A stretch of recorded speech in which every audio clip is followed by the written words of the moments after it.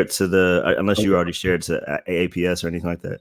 We're live right now, so now they know. We are live. What's going on? What's going on, y'all?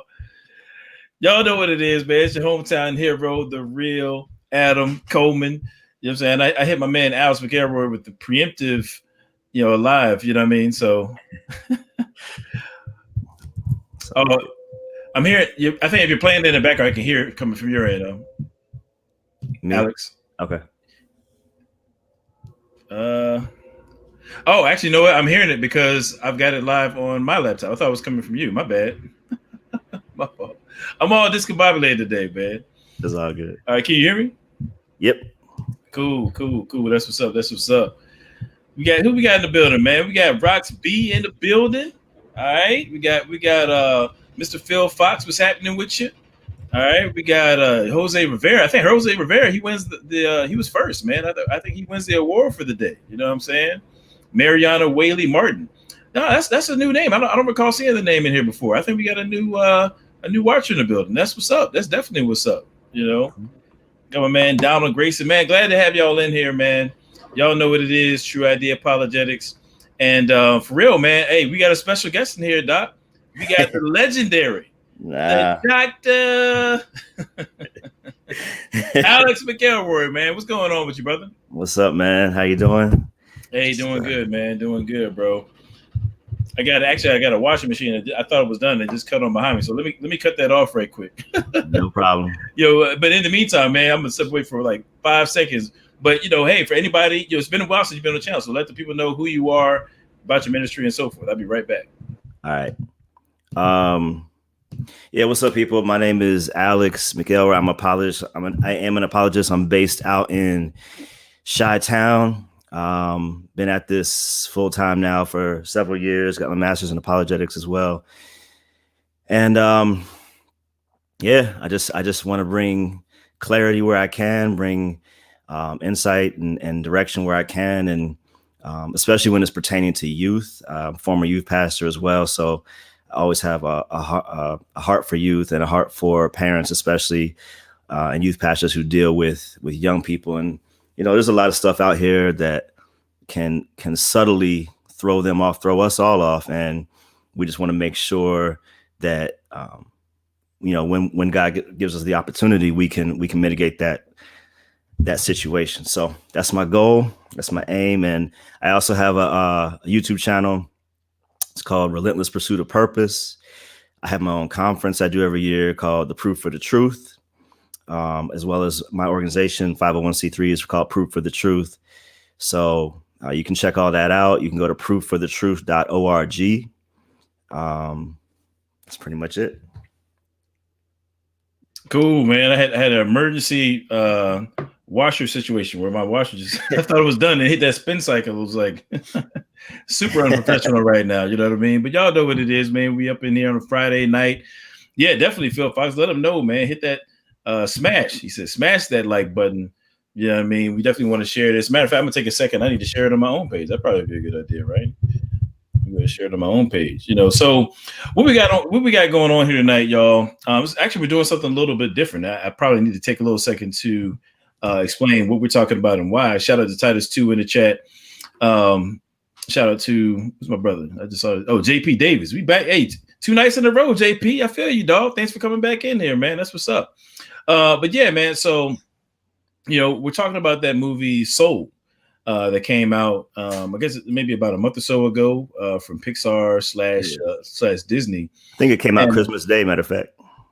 Okay, cool. Yeah, I didn't know that. So it came out Christmas Day, and we're gonna dig into it a little bit because I watched it. I heard a lot about it before I watched it. A lot of people was hyping it up, so I checked it out. I know Alex, you checked it out, and I was just seeing some things in it that I thought was interesting from a worldview standpoint. And I felt like it was something that definitely warranted a discussion about because. A lot of people don't know this because they haven't actually gone far enough back in my my videos to know. But actually, I want to say it's like back in like 2007, before I was it probably was even before then. But before I even dropped Well, yeah, it might have been 2007.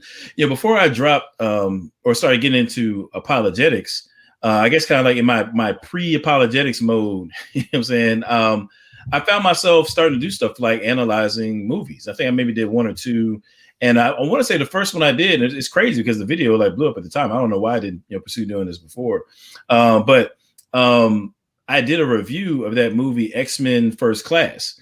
And it was like a play on where I called it X-Men First Class Racism, you know what I mean? And I was like breaking down some of the themes in there that I felt like, gave the wrong impression about some stuff. I might have to go back and watch it. It might be cringeworthy to me now. I don't know. I got to go back and see what I was talking about, but I mean, it's still on my channel. So, Yeah. I might have to go back and check it out. But anyway, one of the things I said in that video is that movies are a language. You know what I mean? They're a means of communicating things, ideas, culture. It's a cultural exchange. But movies are a language. And so we need to be aware of the kinds of things that we're imbibing. I'm saying when we're getting into when we're watching movies. And so this is not necessarily like don't go see this or don't go see that. That's not the aim of it. Now, I mean, I do have strong critiques, for The Soul, and I personally am not, a huge fan of it, and I'll get into why. But this is more so about, hey, as people are navigating real life issues, the kinds of issues that Soul talks about, there are certain worldview assumptions, and we need to be aware of those. I think it gives us, reason or occasion rather to, talk about these kinds of things. So, so Alex, man, just kind of, you saw the movie as well. What are kind of like your overall impressions of Soul? You know what I'm saying? Yeah, it's it's cute. So this is that's kind of the thing that the way marketing is what it is. It's designed to do a job, and it's marketed for kids. It's marketed as like, we got the first Black lead. It's a big thing for the Black community, and so and all those things are good. And I think there is some kind of heartwarming, situations and dialogue in the movie. Mm-hmm. But I was actually talking with my wife about this earlier, that the enemy never comes overtly. And I'm not trying to say the people who made the movie are the enemy. I'm just saying the way the enemy works is subtle. That's why it works, because you slip a little here, slip a little there. And before you know it, you got your kids beginning at least to be indoctrinated into a certain way of thinking. And as they grow up, if you haven't unpacked that at the time. So like when my kids first watched it, the next day I had a conversation with them. Mm-hmm. And so one of my, like a lot of times when I go speak at, different churches to youth, I like to speak to the parents as well, if we can do it either together or the day after, because we're the first line of defense. So if and I understand every parent's not, theologically trained and all that type of stuff, and that's cool. That's literally why I do what I do. So we want to provide whoever out here is listening just some insights that you can maybe have some of these conversations with your kids. And once again, I'm not saying, actually, I was rewatching the movie for this, and they sat down and watched it again. Wow, okay, all right. But I'm not against it, because I can bring it back home and tell them, hey, this is what we believe and why, and this is what's wrong with this, and this is why that doesn't make sense. And if we don't do that, or if some people aren't capable or have the know-how to do that, that's where now you have a group of kids, a culture of kids growing up in a certain direction. And it's not just that it's against my Christian values and all that type of stuff, or principles or theology. It's nonsensical. It's illogical. It is self-contradictory in many, many ways. And so I was talking with another pastor a couple of days ago, like, we need to introduce basic philosophy courses in high school. Yes, just so people understand to navigate how to life, man. Right. Like, people don't know how to think. There's 3 basic rules of logic. We'll go into that later. I'm just saying, I don't care. I don't really get upset. I'm used to this is what we do. If you could disagree with me, but you have to disagree with me within the confines of the rules of logic. You can't just make up a different way to think. That's not going to fly. And so that's what we want to talk about.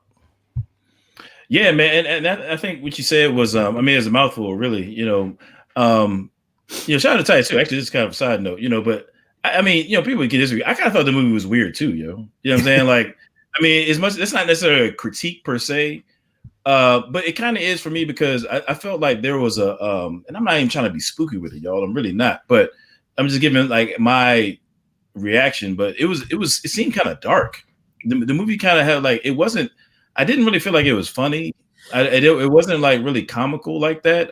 I didn't really feel like it was a movie really for kids. I mean, like aside from the worldview stuff that we'll get into, like I didn't really feel like my kids would watch it and like be entertained because because the content, it's not so much about the characters. The characters might look funny and they're kind of got like exaggerated features and things like that. But as far as the content, it just wasn't really like kid content. You know what I mean? Yeah. And I did kind of come away from it feeling like it was like this indoctrination kind of a thing. You know what I'm saying? Like if I leave my kids alone with this movie, then they're going to get snippets of ideas that unchecked are going to, lead them to worldview conclusions. You know what I'm saying? Conclusions about the real world, I'll just say it that way, that are false. You know what I'm saying? And so one thing, I'm actually working on a video probably later tonight where I talk about that scripture that it's in Proverbs. And man, I can't bring it up right now, but it says, guard your heart with all diligence, for out of it flows the issues of life. And some translations say, well, out of it flows your life. But guard your heart with all diligence. Like you had to be careful what kinds of things you're digesting. Yeah. And so I think that like we can't treat movies as if they're neutral. I'm saying we do have to be conscious of the kinds of things that we're taking in. You know what I mean? So yeah, man. And like I said, we and I gotta set this up front. We're not trying to bash Pete Docter, who's the writer director. That's not our goal, right? But we do have to. We have to. This is our. We stand in the gap, and so sometimes when you do that, it's going to step on some toes. But I'd rather step on some toes to protect my children than let it slide by. So. Yeah, and I'm going to be honest with you, man. Like now, this is. I don't know if we want to go here yet, but I know that the movie was marketed to Black people. I mean, it was marketed to the Black community. It was supposed to be, like you said, kind of like a real achievement of having a movie centered around like a Black lead and stuff like that. And I'm be straight up. Like, I mean, I typically engage in apologetics within the African American context, so I'm very serious about the ideas, ideologies, worldviews that are pushed to that context. I'm saying because that's going to directly influence the kind of people that I find myself witnessing to most often. And so, that was a concern to me. You know what I'm saying? When I thought about some of the things that were being taught in the movie, it was like, man, like, some of the stuff that is spilling here, it's like I say all the time, you can't build a strong community on a foundation of weak ideas. Yeah. You know what I'm saying? And so I think that there's some ideas in here that would be counterproductive, you know what I'm saying, to the community. You know what I mean? And so I was, definitely alarmed by that. But it's like I said, we'll get into it. But I mean, as far as like, I mean, if I understand correctly, maybe you can get into Peter Docter, but my understanding is that I read an article where he talked about how he really wanted to capture Black culture. Like, I mean, what do you think about that? So, in doing a little bit of research on him, and by all admission, it was not exhaustive. He does talk. There's some interviews where he talks about liking diversity and wanting to promote diversity, which is admirable. That's not a knock against him by any means. He also is a self-proclaimed Christian, which is interesting for several reasons, especially based on the movie. But it was also after I found other things about him, I found that later.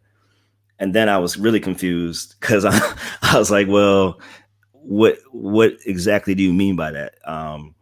So it was a bit confusing, but I think we have to understand that there's always a source. There's always an ideology or a certain set of presuppositions behind any, like you said at the beginning, no one comes into any, especially artistic venture, just numb or blind or without preconceived notions. And so whatever those are, it's cool. You can believe what you want to believe. I just need to know up front what that is so that I can assess the work accordingly.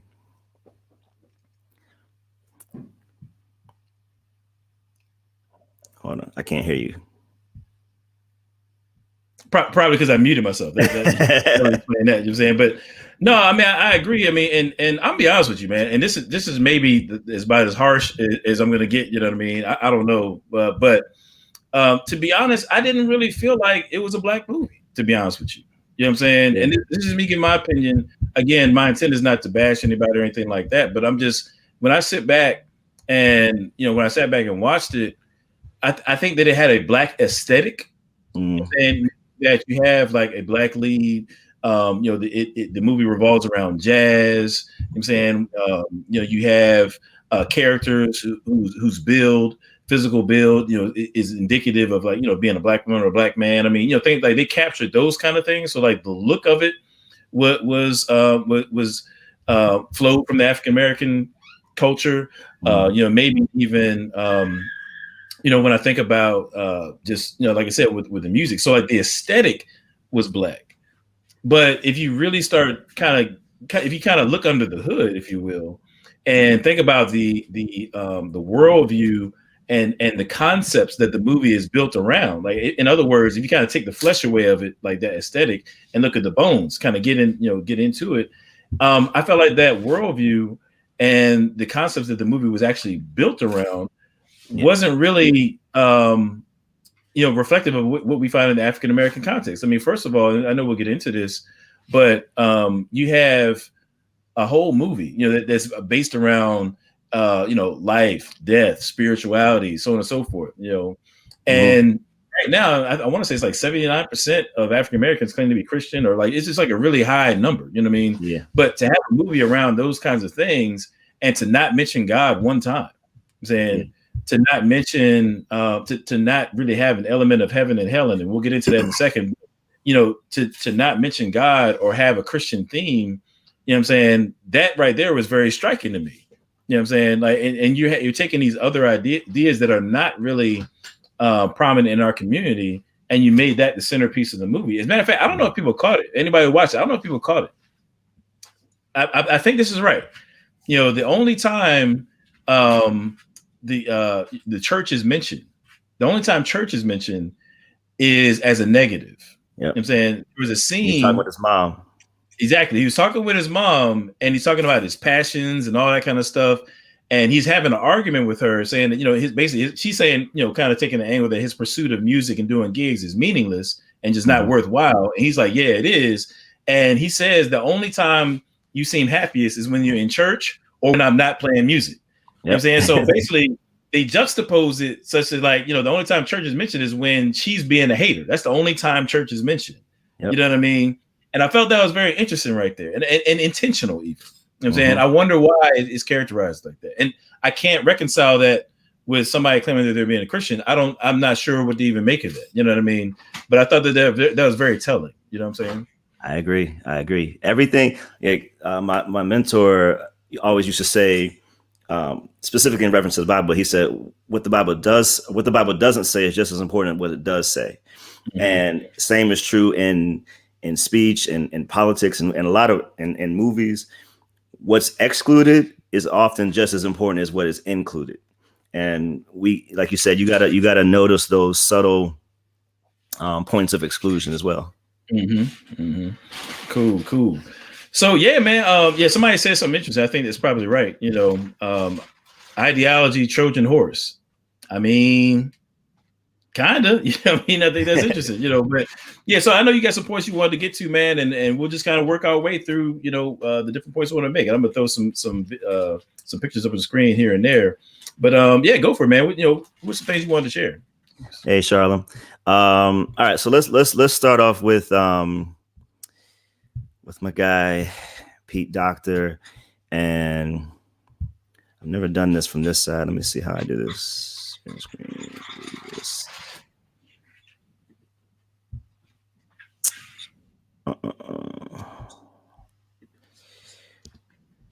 There we go. So in doing just some, like I said, essential, some beginning research, this is a quote I found from him in Christianity Today back in 2009. He said, "I don't think people in any way, shape, or form like to be lectured to." Now, this is after he's claimed to be a Christian, but he's saying why he doesn't overtly pushes quote unquote Christianity. He says when people go to a movie, they want to see some sort of experience of themselves on the screen. They don't come to be taught. So in that sense, and in terms of any sort of beliefs, and he says, I don't want to feel as though I'm ever lecturing or putting an agenda forth. Mm-hmm. Now, in some respects, I guess you could say it's admirable, but the problem comes when you completely disavow all of the beliefs you say you do have, because there's no Christianity in the movie, but there's everything else in the movie. Every other religion's in there, right? In some way, shape, or form. So it's kind of weird to say that. And then doing some other research. And you catch chime in there right quick. Yeah. That's very interesting. Now, so check this out, right? So, shout out to my man, Brett Kunkel. He's got this organization called, he's an apologist. He has an organization called Maven, right? Mm-hmm. And there you go. So with Maven, they specialize in doing like, I don't know, back in the day, we called it vacation Bible school. You know what I'm saying? Where you go away for like, with the church for a week and learn, scriptures and stuff. It's like, summer school, but in the church. And they have something similar to that where they'll take these trips, for like a week or so, and they walk through things like the biblical worldview and apologetics and all that kind of stuff. And so it was interesting. So I'm out there it was last year. We was in LA. I think it was last year. And I want to say like the movie Toy Story 4 had just come out. You know what I'm saying? So maybe it was the year, so it was actually probably 2019. So Toy Story 4 had just come out, right? And as a part of the trip, what we're going to do is we're going to take these, these high school kids, they're going to see Toy Story 4. And the goal was to kind of break down the movie from a worldview standpoint. We were kind of teaching them how to do that. Now, here's what's interesting. So we're out there in LA, and I can't remember the name of that big, that main theater where people get just like the star on the street and all that kind of stuff, like the big one. I can't remember the name of it, but the big one in LA. Y'all know what I'm talking about. So we're at that theater, right? It's like 5 or so minutes before we're about to go in, and we stopped by where the bathroom area is because some of the kids had to go to the bathroom. So we decided to have like a talk session right there. You know what I'm saying, right before we go in, right? And so Brett is talking about how these directors and people and script writers and so on, how they put their ideas, ideologies, philosophies, and so forth in their movies, how they are intentional about these things. And so therefore we need to kind of keep an eye out for what it is that they're trying to communicate. And what's wild is a dude walks out of the bathroom just as he's saying that, and he stops, right? He just like he stops and listens. He's listening to Brett talk about this for about 2-3 minutes. And he says, look, hey, I don't want to, butt in. I'm sorry to impose on y'all, but I actually write scripts for Disney. He starts going, I've written for, Milan, I've written for this and I've written for that. And he's just talking about stuff he's written. He said, look, I'm employed by Disney. I actually write this stuff. And what he just said is exactly right. He said, what he just said is exactly right. And his exact words were, what this guy just said is exactly right, but I'm on y'all's side. And I thought that was very interesting. You know what I'm saying? Because he knew that we were Christians. And I thought it was interesting because he was like, it's absolutely true that they put this worldview stuff in the movies. And, I guess he considered himself to be a Christian. So he was kind of trying to, influence in that way. But what you were saying is exactly right. I mean, whether it is, I mean, he's saying, this guy, Peter Doctor, is saying that, he's not trying to preach or whatever. But nevertheless, there's a whole lot of preaching going on in this movie. Absolutely, man. Let me go back here. Exactly, Isaiah. Exactly right. Yeah, I think it's Chinese theater. Brian Ryan said. Thank you. Appreciate that. So he hold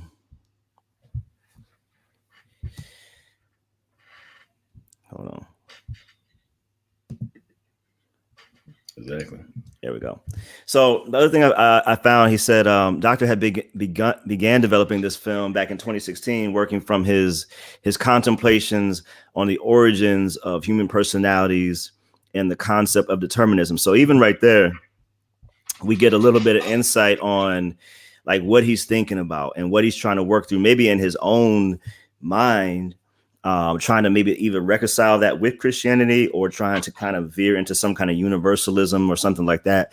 Mm-hmm. But even off the top, let's just, for our sake, because I don't want to kind of psychoanalyze him all the way. No, I got you. Yeah. But let's say this. So let's take these concepts of determinism, the origins of human personalities.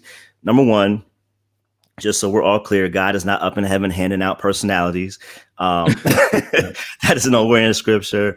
And that's not the totality of the essence of who you are. Now, and I think how you said that it wasn't really a happy movie, it was kind of dark.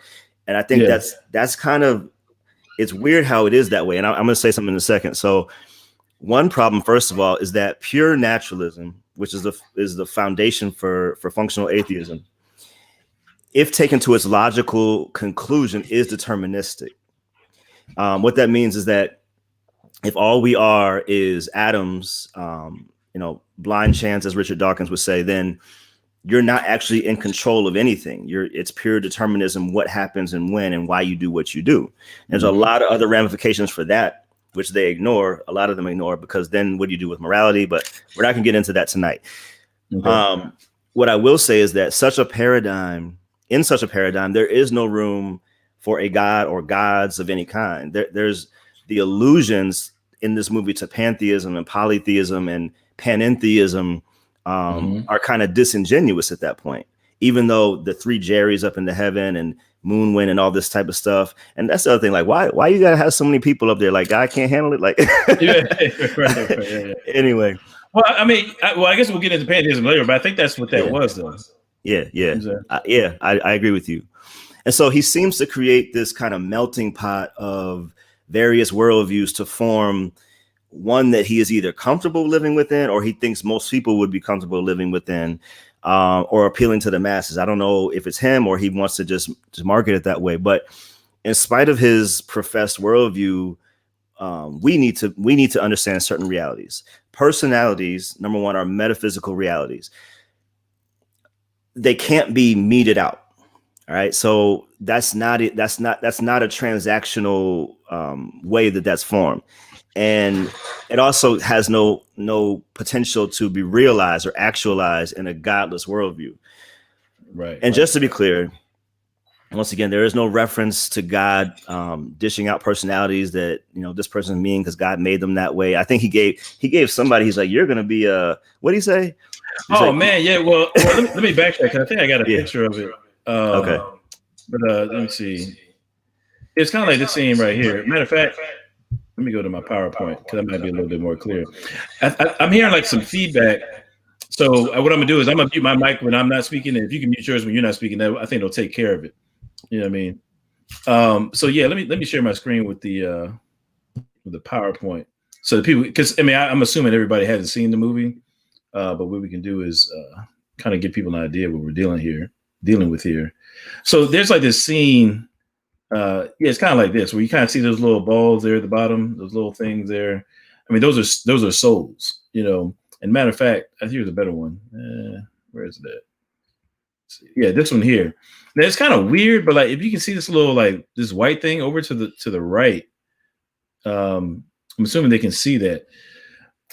But yeah, this little white thing over to the right was like there were like these different houses in this place called I think it was like the U Zone or the U Center or something like that. And so it's like before you enter life, you have these souls that are walking around under the tutelage of of these Jerry characters, and they're being given different personality traits. And so like one of them is like, yeah, you're going to be self-absorbed, and you're going to be or angry, like just both positive and negative. You know what I'm saying? Like they're given these different personality traits.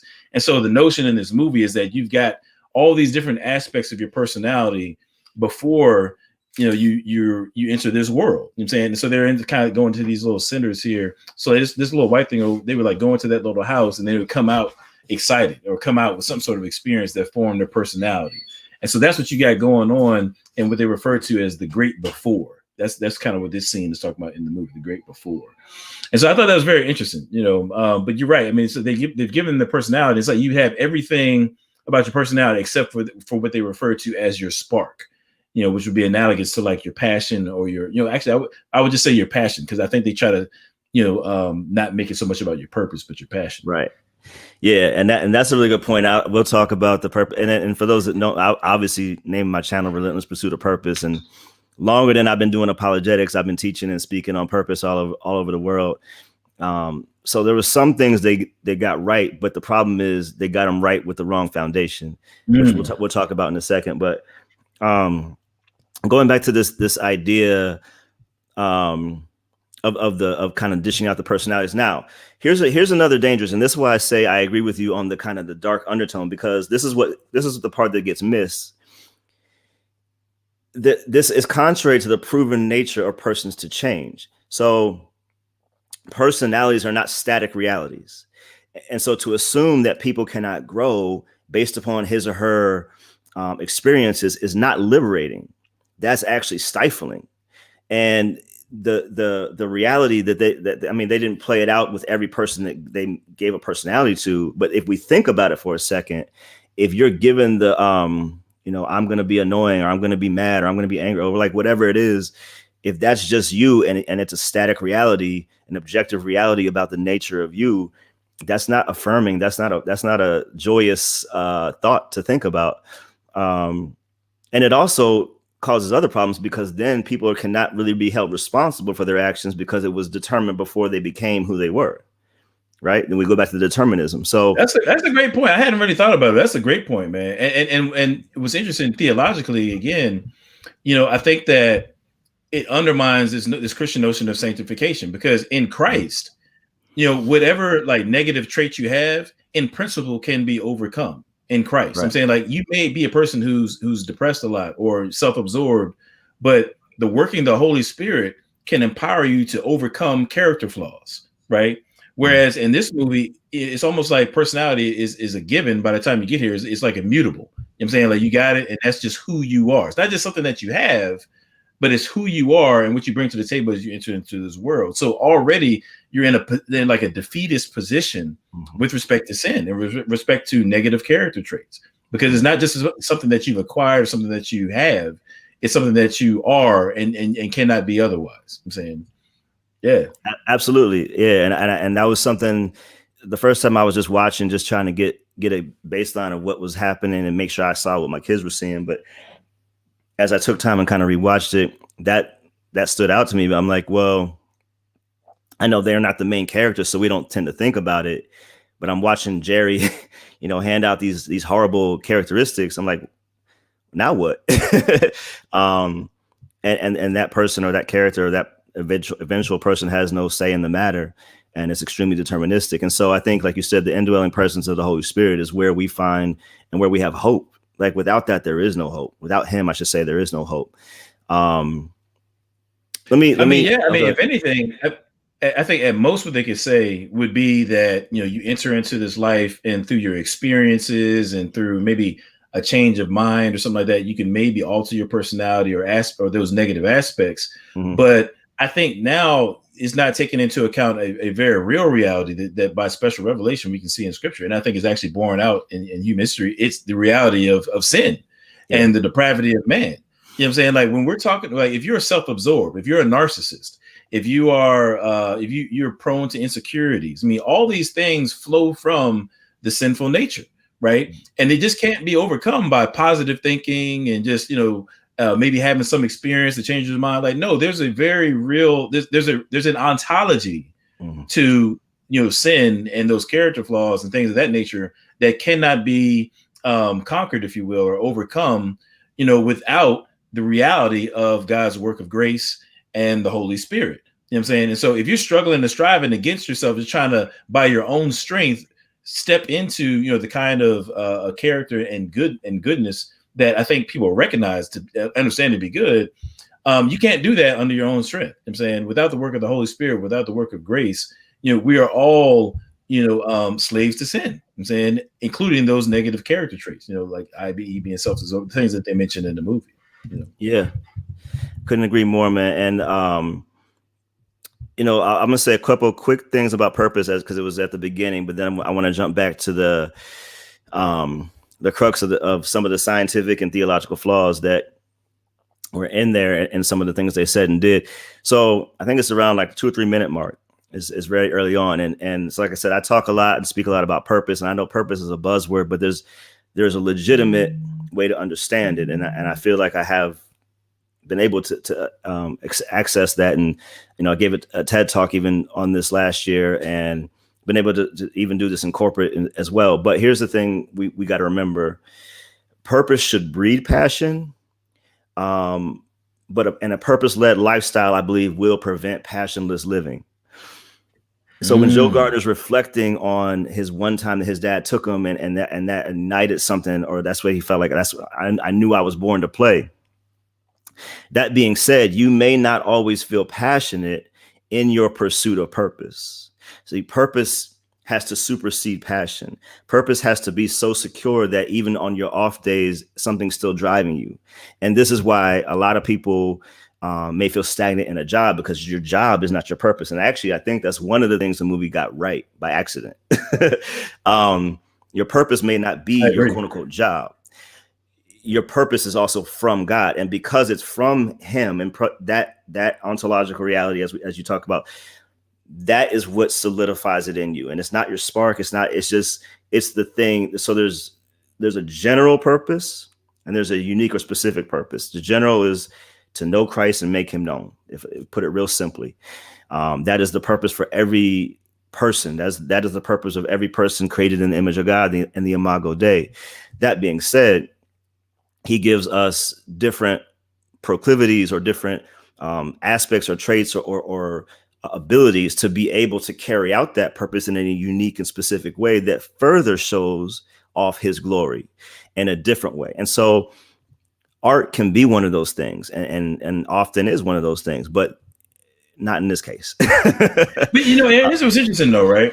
And I know we talked about this. Shout out to my man, Frank Turek. You know what I'm saying? Frank Turek wrote a book called Stealing from God, right? Yeah. And the whole book is about how the kinds of things that atheists rely upon in their argumentation against Christianity, like i.e. morality, when they talk about the problem of evil, reason, things of those nature, the things that atheists presuppose or will use against Christianity in their argumentation actually don't even fit well on an atheistic paradigm, but fit best within a theistic paradigm. You're saying that the existence of God there, and he just kind of works at an angle to demonstrate how that's the case throughout this book. And like you and I talked about, I think that's something that I see in this movie Soul that was very similar, because they're giving you things like purpose, right? And or not so much purpose, but they're passions rather. You know what I'm saying? Like the emphasis really is around passions. But like you talked about, passion is good, but on a biblical worldview, there's a deeper story to why that passion or your passions are significant. Right. There's a deeper story as to why those passions aren't just like fleeting affinities that you have or some sort of inclination to do this or do that. No, actually, from the foundation of this world, saying God has an overarching purpose, right? And there are things that he has for you to do. And you're right. Sometimes they don't necessarily line up with passion. You know what I'm saying? Sometimes there's a bunch of stuff that I do, even related to apologetics, I'm not necessarily passionate about. Right. You know what I mean? But nevertheless, there's a purpose to which my passions are submitted. And in the world that they described in this movie, there really is no room for purpose. You know what I'm saying? And they even made that pretty clear that it's not about purposes, if you will. Saying within the context of this movie. But what I'm saying is, in the absence of purpose, i.e. in terms of what we can see in the biblical worldview, in the absence of purpose, then passions become less significant. At best, they can be subjectively or temporally significant, but they lose an element of significance that I think the biblical world affords, given that passions can be tied to purpose. Absolutely. And the, this is a whole nother talk, but you can't always trust your passion. You have to submit your passion, I would say, back to the owner who gave it to you. And so there's things that we may have passions for, but those things have to be directed. So on that note, for example, when he's talking with his mom. So a lot of times, especially with regards to purpose, because purpose comes from God, I see a lot of situations where parents stifle purpose and with good intention. So what happens is they say, get a safe job, get a stable job, right? She didn't want him going to the jazz club. She wanted him to get the health benefits, get the set salary and all that. And so out of good intention, with good intention, parents say these things, and I have to guard myself. And as I understand this more, because purpose comes from God, even the parent doesn't know what it is for their child. The only thing a parent can do or should do is, observe their child, teach them what their own experiences have been, give them all the tools that you can possibly give them, direct them in kingdom principles, but never force them into a certain per se career choice, but give them an understanding of what purpose is, and understand that purpose can be fit within to many different areas. That, one of the things I shared at the TED Talk was, if your purpose is to focus or mentor young men, that can be done in many different aspects as a coach, a teacher, or whatever else. So we in the secular world, get locked into a specific title or a specific lane of profession, but purpose supersedes profession. So I just want to throw that out there. And I also want to say one more thing. When he had his moment, it's too late. And we'll get back to the theology in a second. It's too late to prepare for the moment when you're in the moment. So everybody out there, I know this sounds like an inspirational talk now, like everybody out there, if there's something that you've been planning, if there's a vision you have, if there's a vision you feel like God's given you, prepare now. Because when the moment comes, it's too late to prepare for the moment. And so when he had his moment, he was in there. He got in the zone, right? We'll talk about that too. Definitely. There's no such thing as tough. I love this movie, Man on Fire. If anybody has seen it, Denzel Washington plays this bodyguard named Creasy. He's the little girl's name. He's watching this little girl. He's bodyguard for this little girl, and he's teaching her to swim. She's trying to do swim competition. So she's getting better. He's training her to come off the blocks and all that. And she says, he gets the time right at one of her, test runs. And she says, Creasy, I'm getting tough. And he says, there's no such thing as tough. There's trained and there's untrained. And I try to get this into people all the time, that you have to be, if you truly feel this is your purpose, if you truly feel this is something God's leading you to do, then train like it's coming tomorrow. The best fighters train, like the best fighters are trained in season, out of season, because when the moment comes, they're ready. Regardless of what you think about Floyd, he walked around at 147 year round. Dude was always ready. So in that same mindset, we're trained. We got to be trained at all time. I always tell you, I'm training all the time. I don't know what for, but when certain conversations come, whether it be on the street, in the jail when I'm teaching, or online or wherever, I got my facts ready. No, I mean, that's absolutely right, man. Because, and I say it all the time, like, stay ready so you ain't got to get ready. You know what I mean? Yep. There you go. Because, for me, it mostly relates to apologetics, but, for me, you don't know when you're going to be in a situation where you need to witness to somebody. Yeah. And you never know when you're going to need this or that. Now, I'm not saying I walk around with, a whole encyclopedia in my head, but I mean, I try to train in such a way that if I'm in a situation, I can, minister in real time. Like I can go through the Kalam cosmological argument in real time. I try to train like that. You know what I'm saying? Yeah. Because you never know when you might have to, you know what I mean? Yeah. But, you said something about purpose. I thought it was interesting too, to your point. You said how like purpose is God given, right? Mm-hmm. And one thing they brought me to is also like provision is God given. Absolutely. And so I think a lot of times parents feel pressure to steer their children in a certain way to make sure you get that bag, to make sure you have a education, so some sort of training so you can get a job, provide for your family, so on and so forth. You know what I mean? Yeah. And it's not to say that those things aren't important, but what happens is like the decisions that we make in life and the careers that we choose are now driven by, this idea that I got to be a provider, especially for men. You know what I'm saying? Traditionally speaking in society, it's like, I got to be the provider. Now, for me, that became problematic early on in my marriage, because in my mind, like, I got to be the provider. I got to hold it down. I'm the breadwinner, and I was stressed out trying to get these bills paid and making ends meet. I don't know what anybody else's testimony is like, but I've been in some dark places financially, in my life. You know what I mean? And and I was just wrapped with anxiety trying to be a provider, because I believe that that's the man's role. That's what I'm supposed to do. And I'll never forget, I was in prayer and I felt like the Lord really impressed upon me as I was reading in Matthew, chapter 6, that I'm not the provider. You know what I'm saying? God is the provider. Yeah. And my job, being made in his image, is to be a steward of the provision, right? I can't be in my lane and his lane. Amen. Right? You know what I'm saying? God is the provider, and my job is to steward the provision. Yep. That's where my effort, and there's more than enough work to go around me just being in my lane, being a good steward. It's just like Adam and Eve. God prepared the garden. Yep. You know what I'm saying? He prepared a place, and then he put Adam in there to till the garden. You know what I'm saying? Adam didn't create the seeds. He didn't create the trees. By the time God was giving a commandment, he said, "Look, eat of this tree, eat of that. The vegetables and whatever, they're meat for you." Like, these things already existed, right? And he puts Adam in there to till the garden, work the ground, so on and so forth. You know what I'm saying? To be a steward.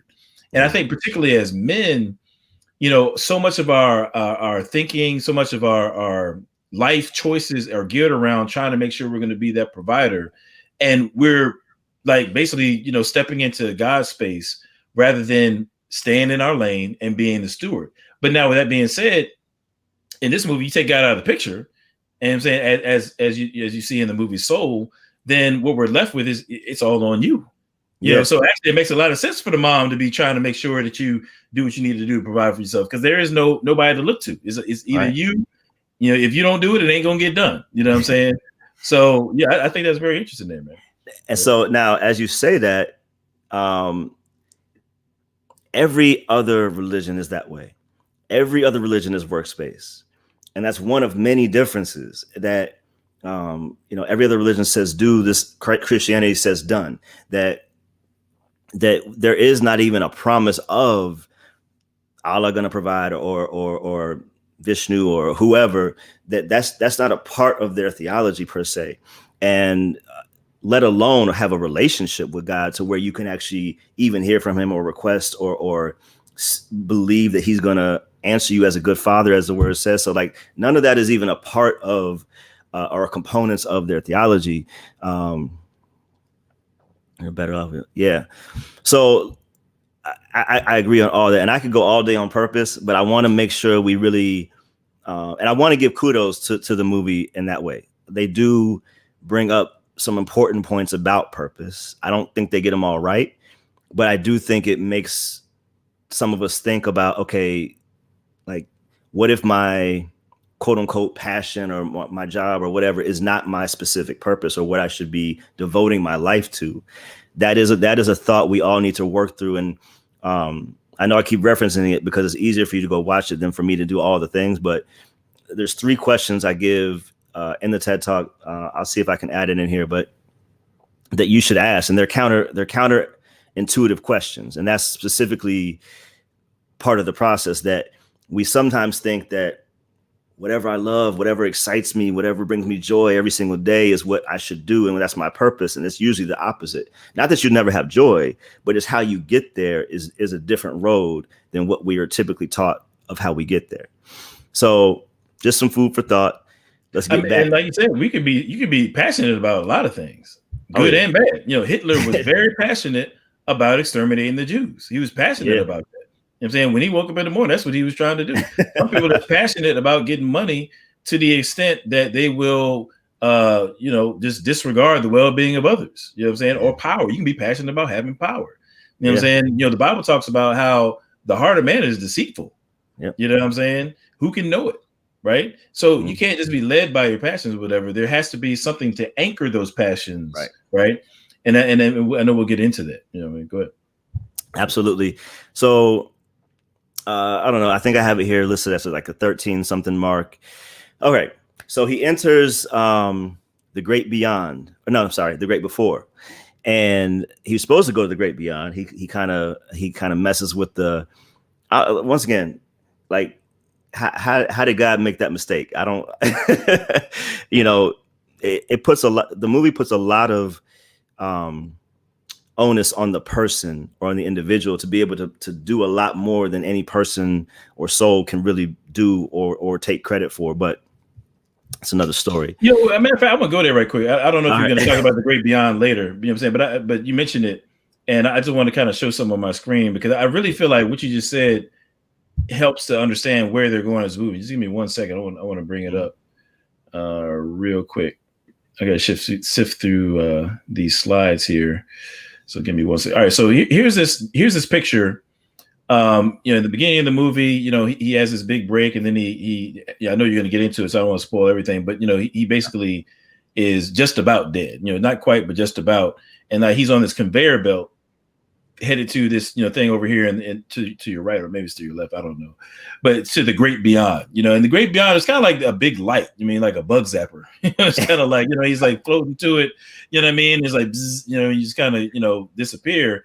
But this is like kind of the, you can't even call it the afterlife. It's just the great beyond. What happens after this life? You know what I'm saying, where you go after this life. And so he works his way, you know, he starts running the opposite direction of the light, and, you know, jostles around and ends up falling into the great before. So you got the great beyond and the great before. And I thought what was interesting is that this will get us into pantheism or whatever, but, you know, like with the great beyond is this notion of ceasing to be oneself and kind of you getting absorbed into the all, if you will. You know what I'm saying? That's kind of the idea that I think they were trying to convey with the great beyond, you know, whereas, you know, and there's really nothing of interest there in the movie. It just kind of is, it's a reality that, you know, it just really isn't, you know, present. You know what I'm saying? It's just kind of there.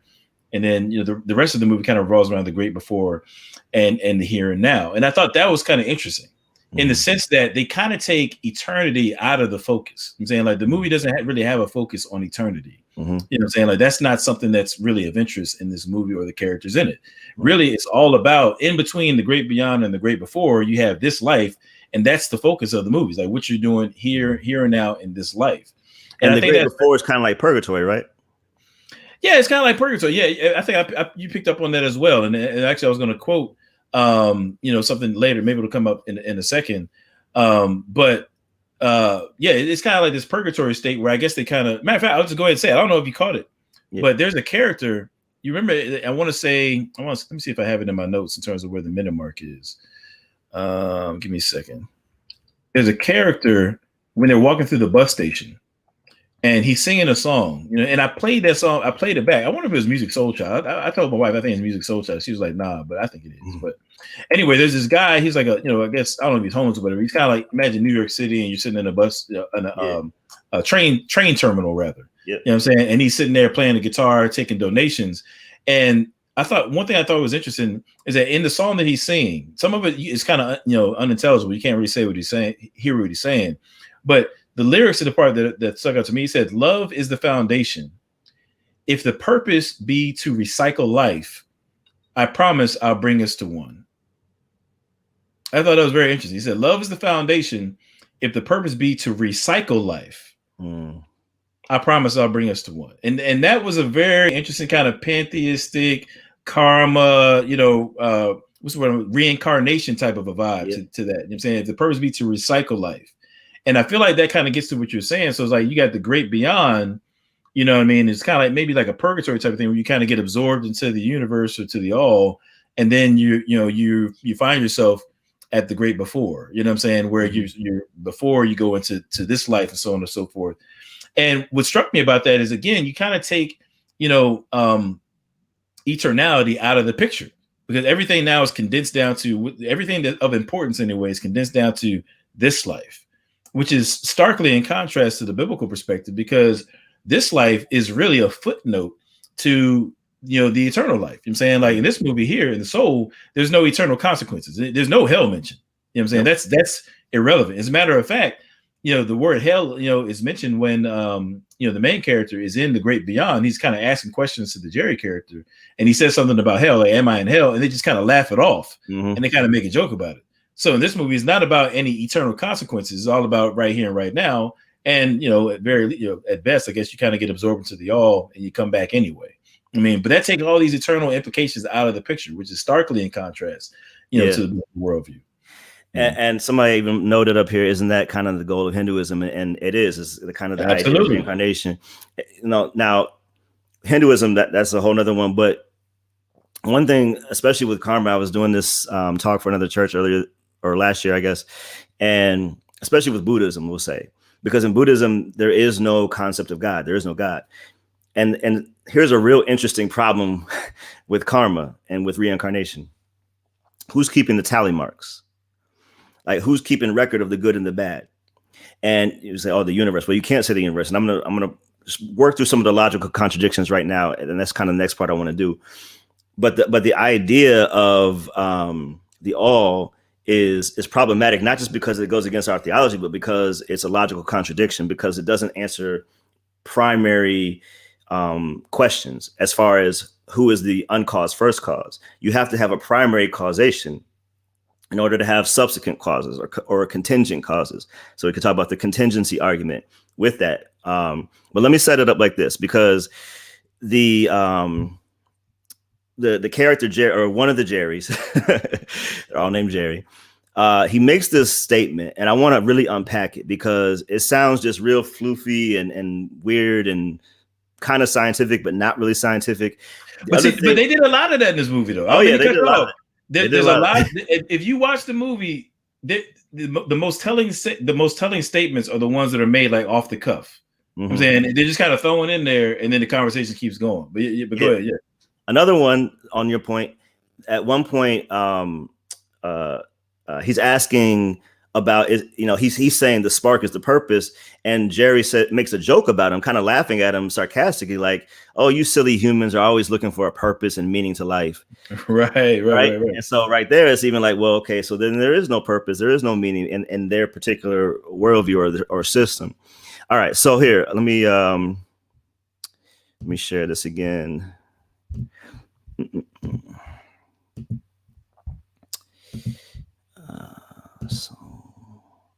Why you're looking for? I don't know if I answered it, but yeah, one of many asked the question, like, isn't that the goal of his Hinduism? And absolutely, you know, it's kind of being absorbed. And Hinduism, I guess, kind of your more pantheistic iterations of it, but certainly Hinduism and other expressions of pantheism, the idea is being absorbed into the all. That's very true. Yep. Hold on. Okay, here we go. So Jerry makes this quote: "The coming together of all quantized fields of the universe." He's like, "Who are you?" He's like, "The coming together of all quantized fields of the universe." I think you had to bring the quote up. I think you were in the Peter Doctor slide. Oh, it's not there yet? I'm seeing the Peter Doctor slide. So you may have to click on that specific slide. Gotcha. All right, y'all. It's my first time doing it on this one. Oh, no, you're good, man. You're good. I know where you're going. So I want to get to this too. So yeah, there's a very key line right there. Yeah. Yeah. Sometimes you got to go to PowerPoint, click on the actual slide, and then bring it back up. Sometimes, yeah.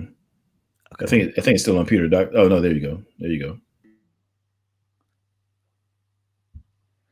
All right, we're good now. So the coming together of all quantized fields of the universe appearing in a form that your feeble brain can comprehend. Now, in one way, it's kind of that's how the Jerry character defined herself or described herself. That's exactly how she described herself, right? Or exactly itself, yeah, itself, whatever it is. And now, briefly, I want to just elaborate. I don't want to bore everybody, but all the scientific evidence, particularly of the last century, has confirmed and solidified the fact that the universe came into being at a specific moment in time in the distant past. And for more on this, I had opportunity a few weeks ago to interview Dr. Hugh Ross, who's world-renowned astrophysicist, who had the opportunity to meet, and he's done more work on this than probably anybody ever in the world. And he's also a Christian, by the way. And so you can go to my channel and watch that. There's another one with a particle physicist who does that. And actually in 2 weeks, I'll be interviewing a biochemist, Dr. Rana, to cover another aspect of this.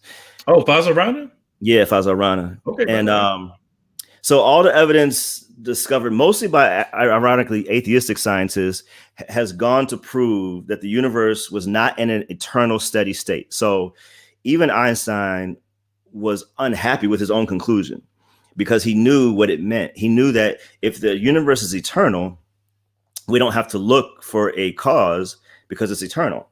Now, I don't have to even get into the scientific arguments with the redshift or the radiation afterglow in the Big Bang or the great galaxy seeds or all that. Those things are facts, and they conclusively prove a definite beginning of time, space, and matter. But even if we just think logically, if you can't have an eternal past because you never arrive at today. If the universe is eternal, then you get stuck in an infinite state of regression where you never arrive at the current moment we're in. Does that make sense? So it's a logical impossibility. So what happened now is that a lot of the atheistic scientists, specifically physicists, they're like, okay, well, we know it's not God, because that's where they start. That's the presupposition. What else can we posit that can explain how we get this universe, not just this universe, this very complex, teleologically designed, to a high degree at least, universe that is so specific and fine-tuned. And so now the shift is, okay, what about quantum field theory? And so I think this is kind of an allusion to that, because now when you talk about quantum mechanics and quantum field theory, this is their, whenever you debunk one thing, they pivot, right?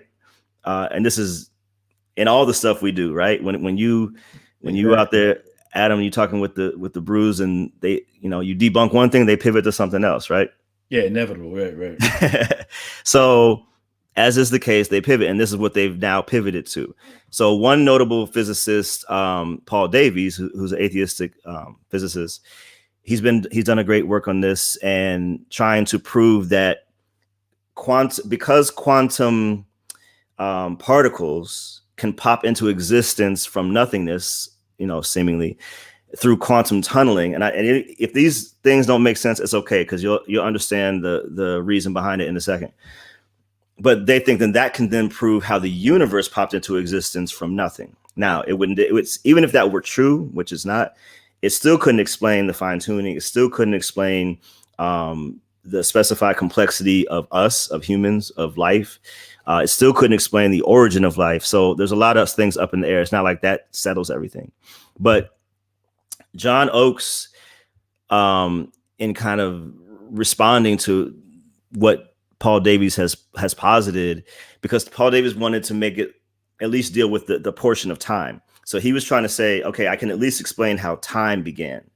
But as we see, he says, ironically, his argument against God's creating can now be turned against his hypothesis, because quantum mechanics is founded on the concept that quantum events occur according to finite probabilities within finite time intervals.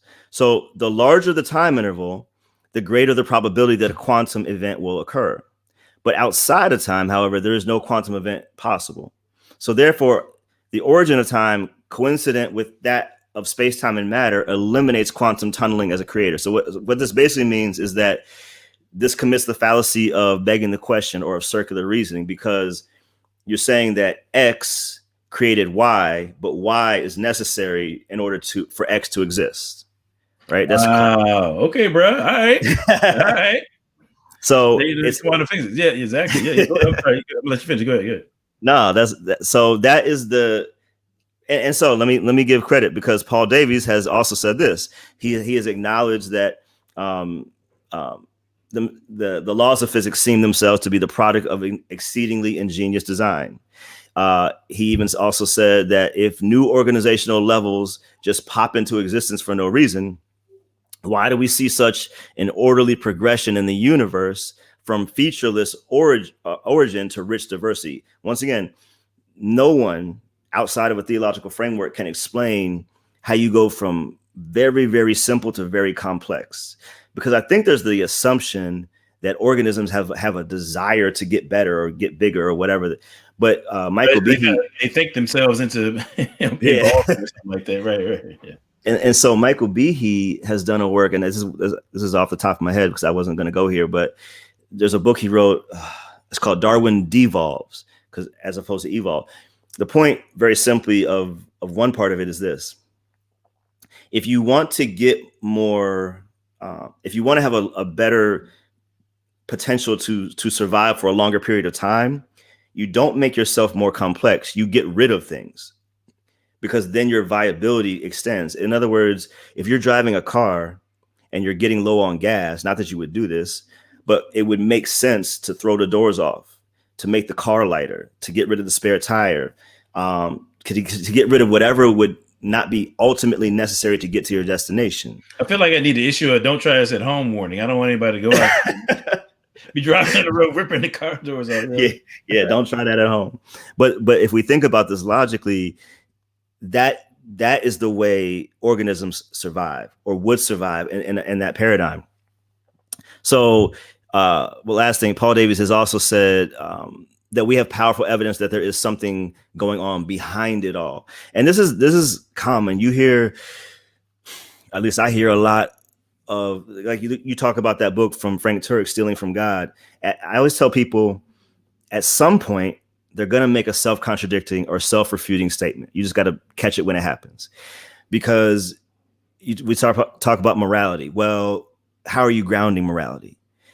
You can't ground it. And so some atheists abandon it, like Friedrich Nietzsche and even Richard Dawkins. They see the flaw. They see that it can't sustain in a naturalistic worldview. So they just abandon the idea of it as an illusion. But if you do that, then there is no such thing as good or evil anymore. And that's a bigger problem. So let me go there for a second. And I want to say, and I'm gonna stay right there on the morality question, because like we talked about before, when they're in this what they call the youth center, and this is the great before, right? And they're getting these different passions, or getting these different personality traits. Why if there is no God, okay, why assume that all these passions should be in line with a moral good, right? Because it could be the case that, let's say, my passion is jazz music, but your passion is murdering people for fun, right? You know what I mean? Yeah. I ain't gonna put that on you. I'm just saying your passion is jazz and my passion is murdering people for fun, right? I mean, in an amoral universe, in a universe in which there is no morality, there's no moral standard, right? Then your passion of jazz is not objectively more, morally better than my passion for murdering people for no reason, right? So now Mother Teresa, who's mentioned in the movie, is on par with Hitler. Like there's really no difference. Mother Teresa was passionate about helping people. Hitler was passionate about killing them. You know what I mean? And they're morally equal, right? If we're in the soul, you know what I'm saying? If we're in the Pixar universe, then we have to say that all of these passions are morally equal.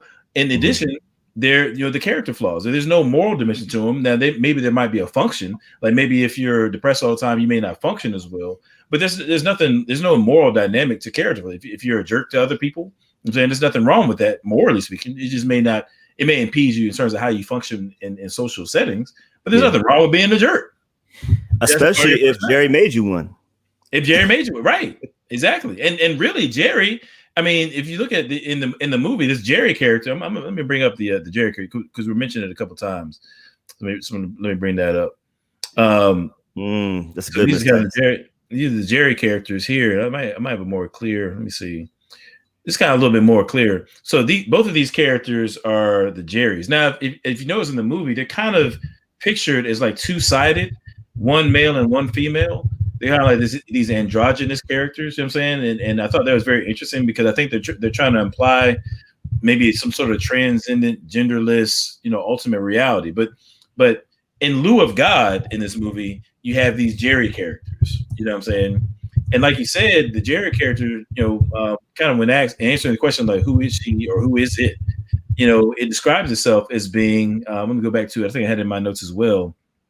Yeah, Jerry says, "I am the coming together of all quantized fields of the universe, appearing in a form that your feeble brain can comprehend." Now, what's interesting is that we're talking about the quantum mechanics is not familiar to everybody. I won't presuppose that everybody knows what that means, but I think we're all familiar with the notion of atoms, that things are made up of atoms, right? So now, from a quantum mechanics standpoint, what they're talking about here is that I'll just say the cutting edge science of today would say, actually atoms, where we think of there being like kind of these singular balls of matter or something like that, really they're more like waves. I'm saying in reality, the balls that we picture them as helps us to conceptualize what's going on in the world. But in reality, they're more like waves. And when observed, or when something, you have these events where these waves will collapse into a ball, if you will, you know what I'm saying, in a particular event, and they can, do different things in reality. That's what you're talking about when you're dealing with quantum mechanics. And so when she says that she's all the quantum fields of the universe, all the quantized fields of the universe, well, that's what she's saying. The stuff that the world is made of, the physical universe, where these waves, she is that. And so in this movie, there's an identity relation between the ultimate reality, in the biblical worldview, the ultimate reality is God. But in the absence of that, in the Pixar world of soul, the ultimate reality is the universe. You know what I'm saying, and it's got like this personality to it, and that's why, again, that's pantheism. Right? There's an identity relation between the ultimate reality and and the universe. Right. And if you notice, like you said, there's these different Jerrys. They all have the same name. You got a Jerry that may have a voice of a male, a Jerry that's got a voice of a female, and there's all these different characters that look like this, but they're all Jerry. But once again, that's pantheism, because the pantheistic worldview, you have this notion of there being this one conscience that has these differentiated or diverse expressions of consciousness. So you have these localized consciousnesses. I'm saying there's one Jerry over here, there's one Jerry over there. Each of these are different persons, if you will, or different expressions of consciousness, but ultimately they're all one. I'm saying that's pantheism all day. I'm saying that's what that is. And it's logically problematic. So once again, y'all, like I'm not simply saying this doesn't agree with the Bible and therefore it's wrong and we just gotta reject it. That is true, I believe, but pantheism is logically problematic. And I'm going to go into the laws of logic in a second, but one of the reasons, just real quick, that's logically problematic is because if the question is, where did the universe start? Then the answer cannot be the universe. You see what I'm saying? Like that. So one of the three fundamental laws of logic. So there's three fundamental laws of logic. Let me just go here real quick. Let me see if I can pull my screen back.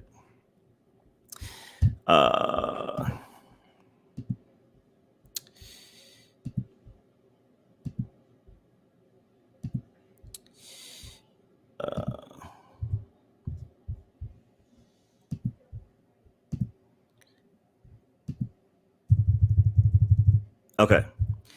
So the three fundamental laws of logic are this. The first is the law of non-contradiction. So you say A and B, or A and non-A, and A and B cannot both be true in the same time and space. Okay. The law of the excluded middle says A, it must be either A or B. In other words, there is no middle option. That's why it's called the law of the excluded middle. So when I'm dealing with particularly naturalists, and we're talking about the presence or the existence of the universe, and this is kind of tying in with pantheism as well, we know that the universe exists, obviously. We now know it had a definite moment in time where it started, as is referenced in Genesis 1, and I'm going to show you something else in a second. So you can't say, you have to make a decision. You can't leave this, you remember on the test where you had to bubble everything in? You can't leave this one blank. You got to pick one. Either something came from nothing or something came from someone. Those are the choices. And every time I've asked anybody this, I even asked my 6-year-old, my 9-year-old, like, this is a common sense question that everybody intuitively gets right. But then when it comes to the logical outgrowth or reality that comes from that knowledge, that's where people want to buck against the grain, because now I've posited, I haven't just posited, I've asserted that there is a creator or designer out there. What does that mean for me? The essential problem is not this. It's not an intellectual problem usually. It's a moral or volitional problem. That's usually the reason people don't want to align with or come to God, specifically Christ. It's not because, like, I can go all day and show the validity of the New Testament documents and go through science and cosmology. I can do all that. And at the end of the day, you got to make a decision, though. Am I willing to submit to this God? That's where the rubber meets the road. So we talk about the law of non-contradiction. It can't be both. So in this movie, this dude literally has polytheism, pantheism, panentheism, which we haven't even talked about. Got it all in there. But they're mutually exclusive. This is the problem. When you have two mutually exclusive, in other words, one excludes the other. You cannot be Muslim and Christian. You just can't, because they make contradictory claims. I'm not saying which one's true at this point. I mean, you know what I believe, but I'm saying they can't both be right. So the law of non-contradiction, the law of the excluded middle. The third one is the law of identity. In other words, the law of identity says, and it's very nonsensical. I mean, commonsensical. A equals A. Now, what you say, well, why would you even have to posit that? Because you have to prevent the fallacy of equivocation, where to say the word Greek, well, that word can mean different things in different contexts. And if somebody is not, I mean, I don't think this mistake happens often, but that is what you're trying to prevent. You're trying to say this thing is what it is, and it is not what it's not.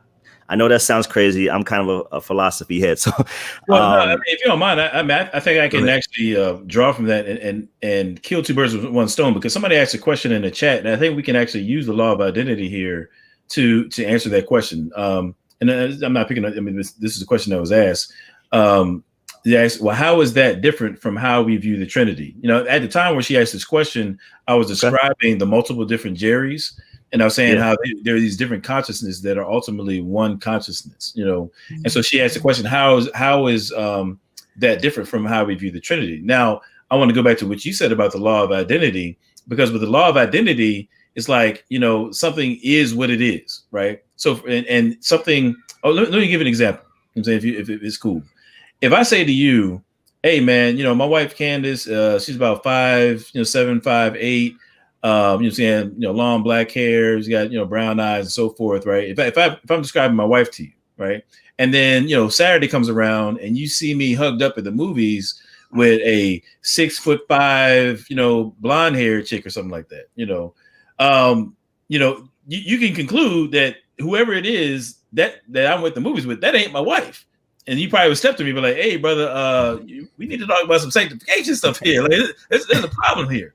Why? Because there's something that's true about the woman that I'm with at the movies that's not true about my wife. Therefore, you know, the person that I'm with at the movies is not my wife, right? So if there's a difference, if there's something that's true about A that's not true about B, then we know that A and B are not the same, right? This is the law of identity in action. Now, is there something that's true about pantheism, the pantheistic Pixar movie Soul rendition of the ultimate reality, that's not true about the Trinity? Absolutely. Because in the movie, Jerry described himself as being the quantized fields of the universe. I'm saying, so the universe and Jerry, you know, which is their God figure, is one and the same. Mm. Whereas with the Trinity, even though there's a similarity between the Jerrys and the Trinity, in that the Trinity has, you know, the different three persons, I'm saying, into the unity of one substance of the Godhead, that's something that's similar. But what's different is the fact that God is not one with the universe. I'm saying God and the universe are not one and the same. And so when it comes to the difference between the Trinity and between this pantheistic view this pitched in the movie, that's going to be the difference. Jerry is one and the same. Jerry, their God is the universe, if you will. I'm saying, whereas the Trinity, I'm not so much concerned about the differential unit, you know, personalities or whatever that you see with Jerry, but what's distinct is that the Trinity is not one and the same as the universe. I'm saying, furthermore, it's not the case that I am a part of God. Like, I am not God, if you will. You know what I'm saying? Like, you know, God, you know, the Father, Son, and the Holy Spirit is a different entity than Adam Coleman. Whereas if you follow pantheism out, there really is no difference between me and the ultimate reality. Because I'm part of the universe, right? So ultimately, we are one in the same. We are one. I am the universe. I am Jerry. I am God. That's what pantheism leads to, right? Whereas the same cannot be said about the Trinity. And so that's where we put the law of identity at work. There's something about the Trinity that's different than Jerry. Therefore, we know the Jerry and the Trinity are not the same concept going on here. It's two separate things. And it is, you know, sometimes it's confusing. I get the Trinity is we can talk all day about it, and no analogy is perfect. And I actually did a response video to Don Lemon on some stuff he said. So if you go back on my channel, I think it's called A Complete Refutation of Don Lemon, but he said something like Jesus is not perfect. And I used that, and I did a lot of stuff on talking about the Trinity, but also talking about some misunderstandings of how to understand the Trinity, like Nestorianism and kenosis and all that type of stuff. So you can go watch that for a more fuller thing. Let me say this real quick too, because Miss Titus had asked something or said something and I meant to say this at the beginning. So I have a video coming out on Monday. It's called Are Atheists Modern Day Epicureans? But in it, and I didn't realize how the parallels would be so tight, but I'm going to deal with several of the issues that we've brought up today as far as, let me see what she said. Yeah, while you're looking for that, she said, she said how do spirit beings without a creator, without physical bodies and brains have the ability to reason? So one other of the main or major issues with naturalism, atheism, and the natural outgrowth, which a lot of people just kind of gloss over because the average person doesn't think, if they're not thinking about this particular issue. Because a brain is a natural reality, a mind is a metaphysical reality. But when you're gonna stick to pure naturalism, either you're gonna have to steal from God, like we talked about, or you're gonna have to deny the existence of all metaphysical, non-physical realities. But once you do that, you have to use a non-physical, metaphysical reality to do it, and it becomes self-refuting. Because if it's pure determinism, then you're not thinking the thought that you think you're thinking. You're just dancing to the tune of your DNA, as Richard Dawkins says. But if you have a mind, now you're saying you've risen above the natural components of who you are. But once you say that, you've already subverted your worldview. So once again, you can't have it both ways. If minds exist, and actually this is one of the lines in the video, if minds exist, God exists. If souls exist, God exists. There's no way around that. And so once we start to posit anything outside of the natural or naturalistic realm, you're already into a spiritual or metaphysical, at least, realm. Well, now once you're there, you're halfway to understanding the existence or the nature of God. So I think people naturally understand this more than they think they do. They just don't give the proper terminology to it, or give credit where credit is due, where God is the source, the foundation of meaning, the foundation of purpose. And that is why we have it. So many people, and it makes sense. Everybody kind of feels like, man, there's meaning in life, or I have a purpose. And it doesn't mean you have to know God to believe that. You're just not giving him credit for the fact that you're able to believe that and access that. And so what we're given is the foundation for why what you believe to be true is true. Somebody said, yeah, no, that's important, because I think this gets back to the movie, because when we think about the human experience, and the things that we encounter, because what you describe is like the argument from consciousness. I'm saying that we're conscious beings. What's the best explanation for conscious beings? Beings that have the capacity to reason, have free will, have an aboutness to their thoughts and things of that nature, right? What's the best explanation for those things? Well, there's various different aspects of reality and the human experience that we can point to and say, okay, well, this best fits in the theistic worldview. This best fits in the theistic worldview. And you can build a cumulative case to demonstrate why the biblical worldview gives a better account for reality and the human experience, as opposed to, as we're dealing with here, like the pantheistic account. And so earlier, like you talked about with the issue of passions, right? We've given an account of passions and how they're better situated and have more significance, when you attach that to purpose in some sense, or you take into account purpose and order in the universe and things of that nature. And so, that's kind of what we're getting at there. And again, I feel like that's where the movie falls short, is that you have all these things that are lifted up as being great: passions, purpose, and, well, more so passions and appreciation of life. But those things are best situated in a biblical worldview. You know what I'm saying? So, yeah. So I know you want to get to some more points. And so we'll run through that. Yeah. And you just reminded me, I think you and I did an interview on your channel a year ago, 2 years ago, and we were talking about meaning, and that ties in here too. So I'll come back to that. I want to give this quote where that just kind of solidifies everything we're talking about, as far as at least the scientific evidence or physical evidence for God as the best explanation, as you say, for why there is something rather than nothing, for why there is a universe, a finely tuned universe, as opposed to nothing, as opposed to chaos. You don't get order from chaos. And so this next one, he's actually he was, I believe, agnostic, maybe atheist. But this is what he said.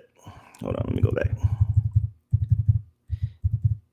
So Dr. Robert Jastrow, who oversaw it I believe at the Hubble laboratory site, he said, now we see how the astronomical evidence leads to just a slide, brother. I'm sorry, I don't mean to cut you off, but you should have on the A or B slide. Is that what you're meant to be? Or no. It looks like it's on my screen. Hold on.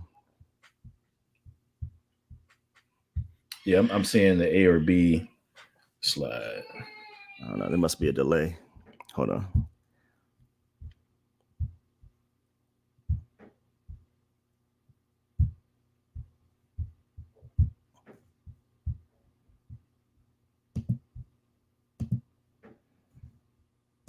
There you go. So he said, now we see how the astronomical evidence leads to a biblical view of the origin of the world. He said the details differ, but the essential elements in the astronomical and biblical accounts of Genesis are the same. The chain of events leading to man commenced suddenly and sharply at a definite moment in time in a flash of light and energy. He said astronomers now find that they have painted themselves into a corner because they have proven by their own methods that the world began abruptly in an act of creation to which we can trace the seeds of every star, every planet, every living thing in the cosmos and on Earth. And they have found that all this happened as a product of forces they cannot hope to discover. That there are what I or anyone would call supernatural forces at work is now, I think, a scientifically proven fact. Every time I think about it, every time I share it, I'm like, bro, you said it better than I could ever say it. But yet you don't want to believe. What is it? And once again, it's not a head issue. It's a heart issue. So when y'all are talking to people, understand that a lot of times, even as Paul talks about in Corinthians, there's a veil on their hearts. It's not, you can't talk somebody into the kingdom, but we can give them evidence to help break down barriers. And even as he's giving us this picture that the Bible, that Genesis gets it right, that when I talk with Dr. Hugh Ross, astrophysicist, he's like, the Bible gets it right. They're not going to say all these fancy cosmological terms because the Bible's not a science textbook, but it gets the data right. It gets the events correct, and it gets the outworkings of those events correct. And so we can rest in that knowledge. But going back to compare it to the movie, you have this kind of feet firmly planted in midair kind of reality where you have no foundation. You're saying a lot of stuff that's sort of true here and sort of true here, but what is it grounded in? Same thing, like when we talk about morality, you brought up morality. I had this thing here from J.L. Mackie. Let me see if I can find it. He was a noted philosopher, particularly in dealing with issues of morality, but he says, like they're going to contradict because they can't get away from the idea that there are things that are truly morally wrong. Murder is morally wrong, and that's an actual objective ontological fact we all tend to agree on. But your worldview can't support that fact. Now what do? You either got to give your worldview up or come to get a new one. That's the goal, right? So he says there are no objective values. That's in one of his books. In another book, he says, well, we might well argue that objective, intrinsically prescriptive features supervenient upon natural ones constitute so odd a cluster of qualities and relations that they are the most unlikely to have arisen in the ordinary course of events without an all-powerful God to create them. So he gets it right, but he doesn't give it credit. He won't give God credit. He won't acknowledge God's existence. He's just saying the only way these things could be real is if God's real. But even though I know they're real, I still don't believe God's real. Now, see, that's interesting too, because, and this gets back to the movie, because so not only do you have, and we're talking about the moral aspect, but I mean, you have these Jerry characters, but you also have, like, I guess kind of the sort of bad guy, which was Terry. They refer to him as Terry. You know what I'm saying? Matter of fact, I'm gonna bring it up. It's kind of like this. Let me bring that up right quick. He's keeping the numbers. Yeah, he's keeping the numbers. Yeah, I got him in here somewhere. Let me see. Where's Jerry at? There he is. You can kind of see him a little bit at the bottom. He's the short character, which I thought was very interesting. So the Jerry characters are kind of tall, slender, and sleek, whereas this, the Terry character is like short and stubby. And he's kind of irritating. Nobody really wants to deal with him or whatever. And he's the guy that keeps track of the souls that are supposed to be going to the great beyond. And then, of course, when the main character avoids that, the count is off. And so now Terry has to go and get him. You know what I'm saying? But to your point, though, talking about, just moral foundations, right? if again, we're dealing with pantheism in the movie. I'm saying, and that word pantheism, the word pan, that suffix pan means all.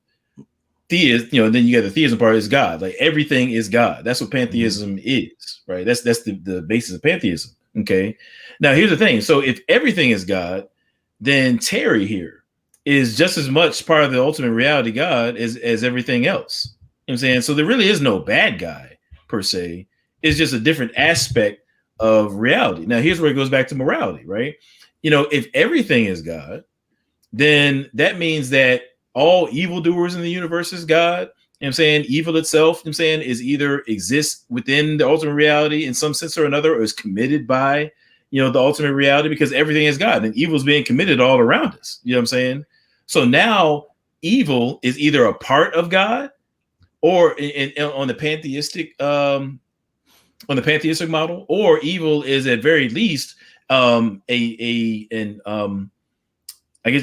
perpetrated by God. You know what I'm saying, if God, in their view, the pantheistic God rather is directly responsible for any evil that occurs in the world, right? Now, if that's the case, you definitely lose a foundation to make moral claims, because ultimately, and from a biblical perspective, we can appeal to a Most High who is himself good. He's the good. You know what I'm saying? He is the essence of really what it means to be good. Right, put it that way. Where in pantheism, the highest you can go, the ultimate reality is responsible for all evil. You know what I'm saying? It is the actual perpetrator for all evil, and so you don't really have any ultimate good to look to. There is no ultimate good, because the ultimate reality itself is not all good, right? But indeed encompasses both good and evil. And so now you live in a universe. If the Pixar universe, even though they don't really show people doing dirt, if they did, they would have to acknowledge that person doing dirt is just as much as part of Jerry, the ultimate reality, as everybody else. You see what I'm saying? No, absolute points, and I think we'll go to here next because it's a good springboard. There's a moment, and I know we want to talk about this part too, that the middle-aged white lady part. But he asked 22, like, why do you sound like a middle-aged white lady? Right. And she makes a joke. She said, "This is all an illusion. This whole place is hypothetical." Now, just think about about that statement. Yeah. So if everything is hypothetical and this is all an illusion, then why are there temporal realities and changes coming based on an illusory world that is supervenient on this natural world? Like you can't. That's not you can't have that. That's not my opinion. That's just, you can't have that. You can't have a nothing affect a something in an actual way. So the whole this is also a problem with the whole God is the universe, because, well, the universe was created. We can show that. But if God is the universe, then there is no creative power in the universe proper. God would have to be separate from the universe. So, like, once again, you got to have, there's no logical consistency. But back to the movie, she says it's an illusion. It's all hypothetical. That right there should be a stopping point. That's either not possible, right, or we can just stop watching the movie now. Because it's all hypothetical, right? It's not actually the case. It's not actually happening, but then the question becomes, well, if that reality and they're projecting it as being the base reality, if that's the hypothetical, well, what is the actual reality? What is the real world then? You know what I'm saying? Right. And so let me just run through this kind of breakdown of, once again, this is just some basic understanding on how we, okay, I think it's the right screen. I don't know if, can you see it? I'm saying correspondence and coherence. Yep, that's what we want. Yeah. All right, so there's two primary tests for truth, because at the end of the day, this is what we want to find. The reason I call my organization Proof for the Truth is because everything has to start there. Either truth is knowable or it's not. If it's not, then we can all believe what we want to believe. But if there are objective truths, then that's where we need to start, even if they make us uncomfortable. And so there's a theory called correspondence theory and coherence theory. Coherence theory says that it's a standard where the entirety of the components of a proposition have to put forth in their veracity. They have to cohere in a way where the whole thing makes sense, not just the components by themselves. All of the subparts have to provide a singular coherent understanding. Now, correspondence theory examines how well the individual assertions or the individual propositions for a given claim or for a given worldview, in this sense, correspond to the world around us. In other words, how well they correspond to reality. And when you put both together, you have a coherent worldview. Also, you want things to be logically consistent. So a lot of the scientific evidence that we went over, and a lot of even the moral evidence and philosophical evidence, like, are these things consistent with what we know to be true, with how we experience life, which is another component here. Experiential adequacy, like, does this line up with the experiences that I and others that I know have had? Empirical adequacy, is there any quantifiable data that we can attach to affirm or negate this proposition? So let's say we look at the Bible, we say, well, all these scriptures and the total corpus of scripture seem to paint the picture of God this way. They seem to show that God did create and that Jesus was here, and then we have historical evidence and we have archaeological. So when we put all that together, now we have a coherent system from which to base our world, from which to ground our worldview. So when I look at other systems, there are holes where they don't cohere, and there are holes where it's not logically consistent or where there's no empirical adequacy. So once again, I'm not making these kind of assertions ad hoc. They're not, oh, this is what I believe, so you got to think how I think. I'm saying based on the criteria that every person of any stripe in any university agrees upon, when we put all the worldviews to the test, pantheism, Christianity, panentheism, Buddha, when you put them all to the test of all these criteria, the only one, as I've studied them, that stands tall, that coheres, is a Christian worldview. And so that's kind of the point I wanted to get to. Yeah, no, I think it's important. And I know you said a couple of different times, but I think it's important to emphasize. Matter of fact, can you bring that back up? Oh, yeah. Because one thing that we don't want to get into is that, okay, well, yeah, the movie says that, well, the Bible says this. Now, I do think that, you can stand on biblical revelation, and on that basis, stand firm on the truth and reject other ideas solely on the basis of this is what the Bible says. Yeah. But there's absolutely nothing wrong with that. But in addition to that, as we're trying to make a compelling case to maybe those who don't affirm, scripture, what have you, we do have other tools at our disposal. I'm saying, like, and these are 4 tools that you can use to assess other worldviews and see if they stand up to scrutiny or not. And so if you have a worldview where people are making claims, and those claims are making claims about how the world really is and how reality is, but those claims are at odds with one another and clashing, that's a red flag that there's something wrong with that worldview. If somebody is making claims about how the world is, but is not, they can't make those claims logically consistent with one another, that's a red flag that there's something wrong with their worldview. Or same thing with empirical adequacy. If you can't demonstrate how your worldview makes sense of what we can observe in reality, that's a problem. And again, with human experience, does your worldview align with our experiences? With human experience, rather. Again, that's another red flag. If it doesn't, that's another red flag. There's something wrong with the worldview. So we're not saying, no, we just don't like pantheism, or pantheism bad because it's not in the Bible. No, I mean, in addition to it being contradictory to scripture, it also fails these certain worldview tests, as we've talked about. And I think this is perfect, man. Just kind of making it known about these tools here. Yeah. Yeah, no, and I agree with you, and I appreciate it. And I think that appreciate that, Miss Titus. There's one major. I know we could probably do this a long time more, but I don't want to. Yeah, we get a couple more points in. Yeah. But there's one major point that I think we have to hit, and for some of these other points, I kind of address these, like I said, more in detail in this video I have coming out on Monday. But you mentioned earlier how this is actually, it's not as happy-go-lucky a movie. It's kind of, there's some dark undertones if you're really paying attention and thinking through this is one major thing I see, especially in our current world today, where we all have to be tolerant. We all have to be this pluralism, like let everybody get along, and we're all, going the same place. Like that whole mindset, that sounds great, but it's not true. And if you think through what you're saying, it's not even a good sound. It doesn't sound great.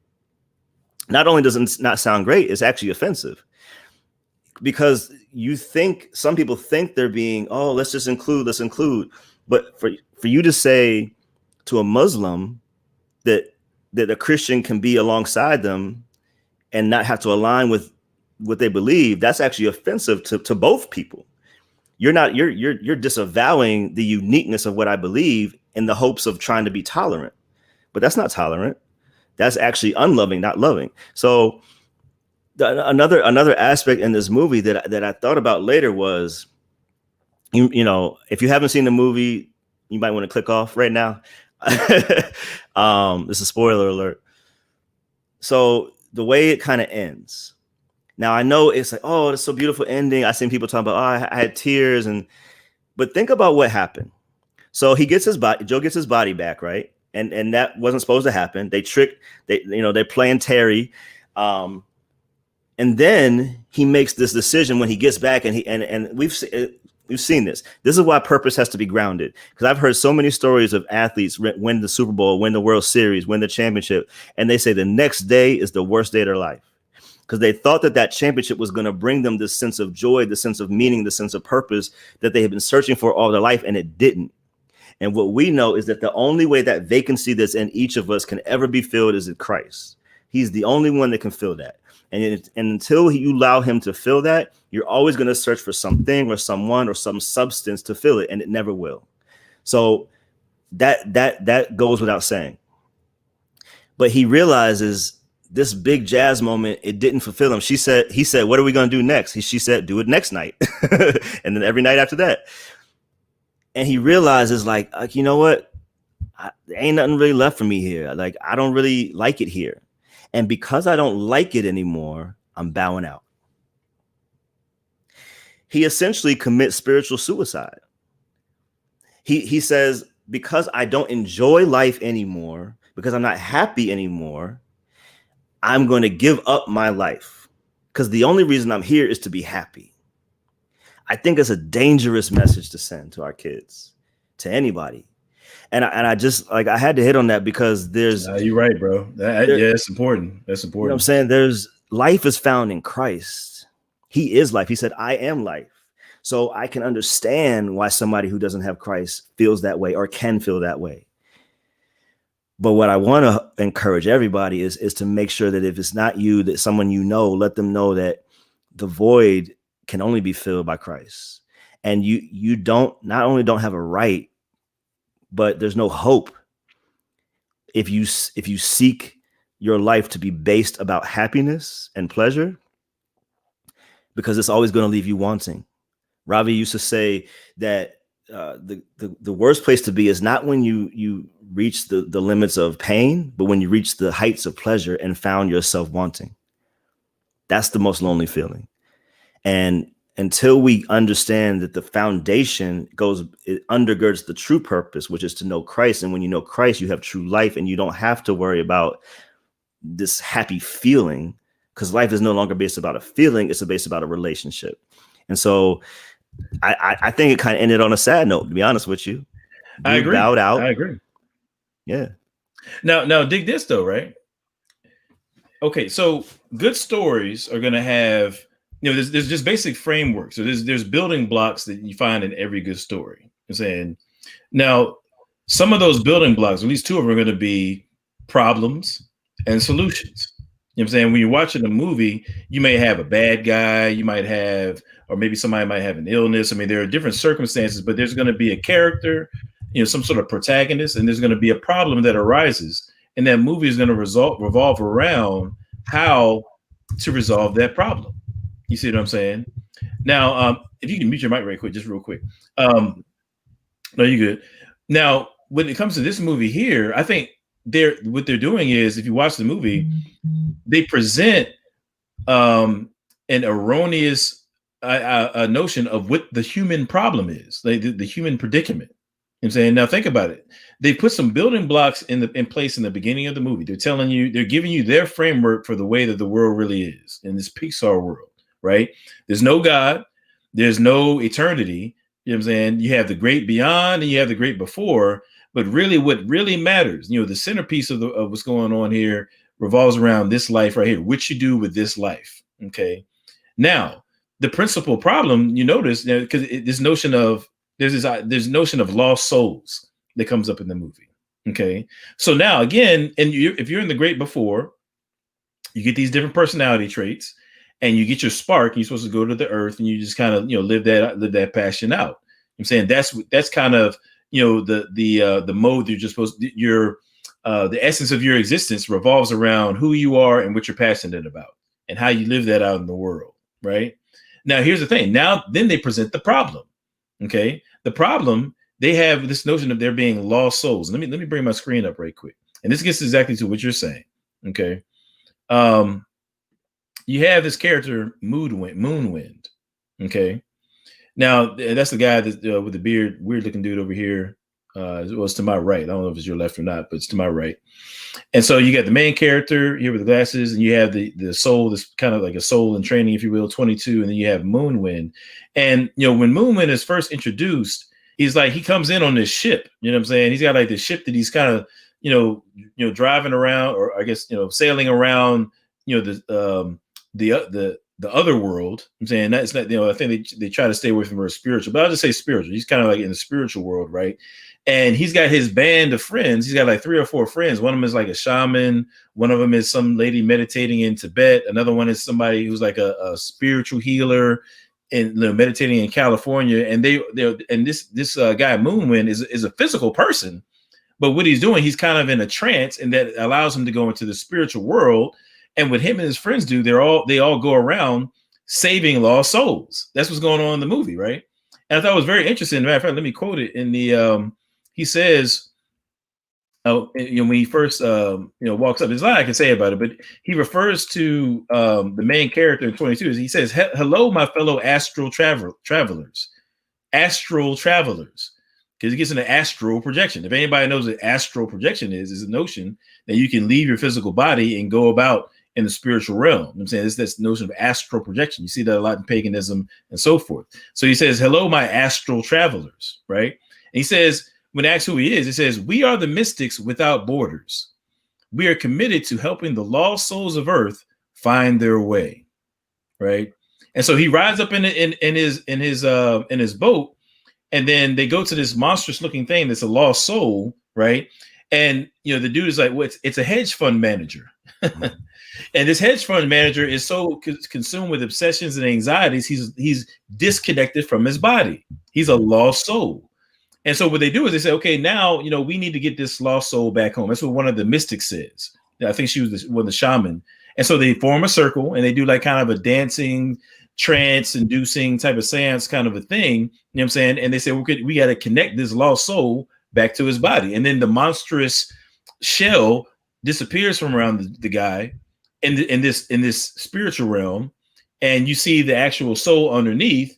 And they connect him with his physical body, and in his physical body, he's sitting in some sort of office, like watching trades, like on Wall Street or something like that. And so his body goes back in, and he's like, "Oh man, I'm loving life now." And he just kind of goes off and starts smashing computers, and so he's being reconnected. It's like they've saved this lost soul. Now, this is what I was trying to get to. Now, so the movie is telling you that the problem, I'm saying, because again, we've taken God out of the picture, we've taken eternity out of the picture. The concerns are not where you go after this life. The concerns are about what's going on in this life. I'm saying, and so the principal issue is, are you living this life to the fullest according to your passions and what life according to them really is, right?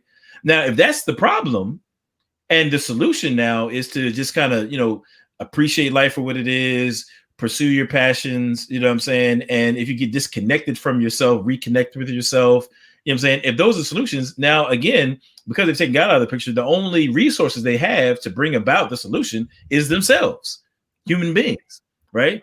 And so they're going to go into this. It's that humanism stuff. And so you have a human-oriented problem. Now you got a human solution, and they bring about an ultimate solution of just reconnecting with themselves and their passions.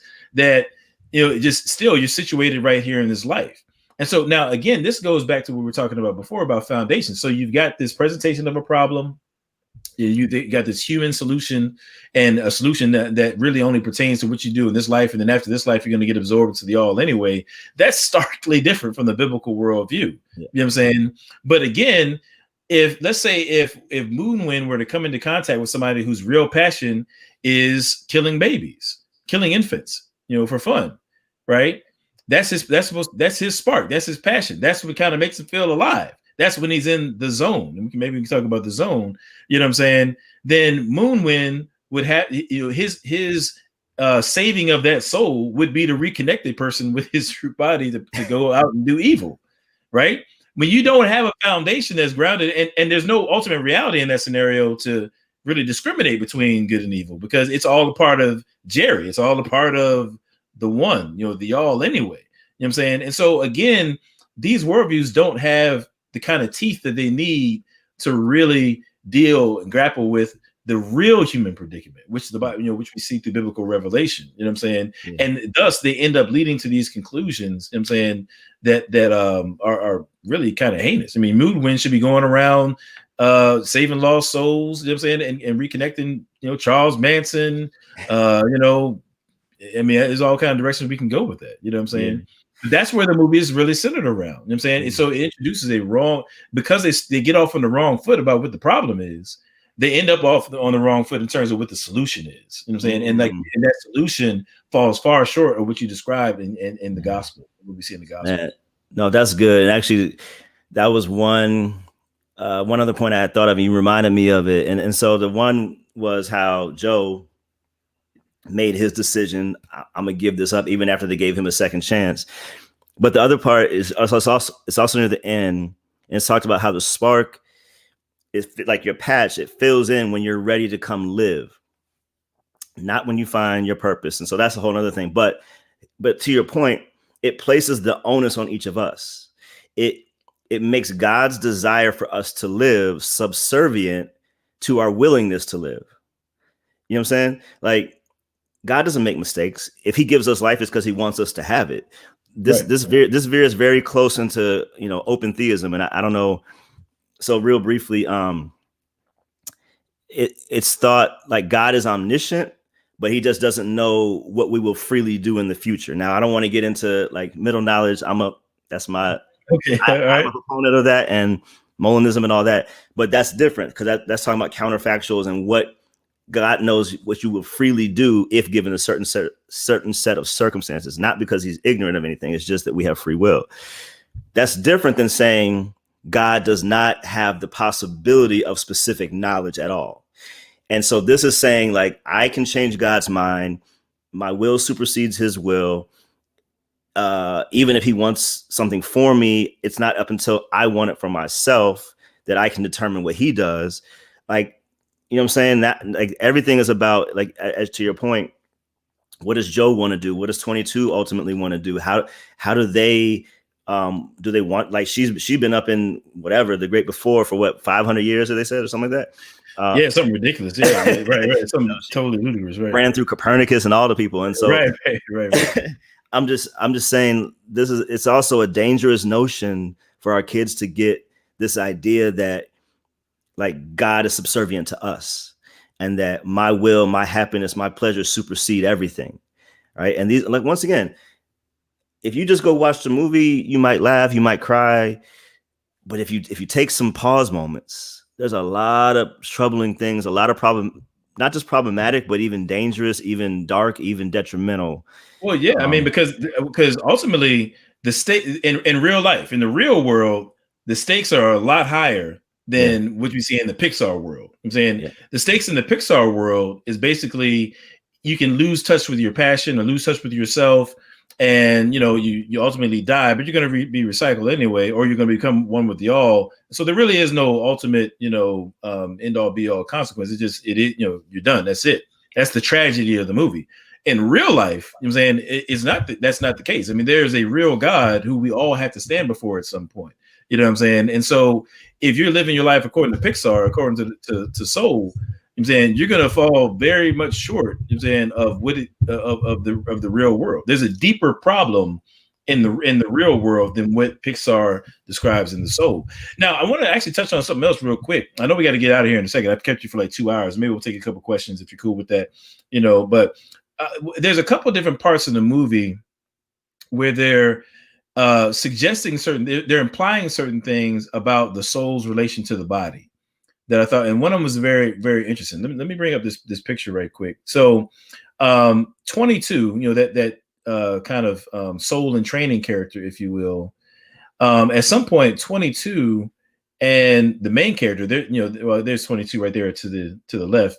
You know, they go back to Earth, and there's this whole mix-up. You know what I'm saying? You know, where 22 ends up in the man, then the main character, and the soul of the main character ends up in this cat. Okay, so you got you got the soul of, you know, voiced by Jamie Foxx, ends up in the cat, right? Now, here's what I think is interesting. Now, watch this. You know, and you know, this is not a jab at like transgender or whatever. You know, this is just, I'm just showing the implications of this world. I just thought it was interesting. I'll just put it that way.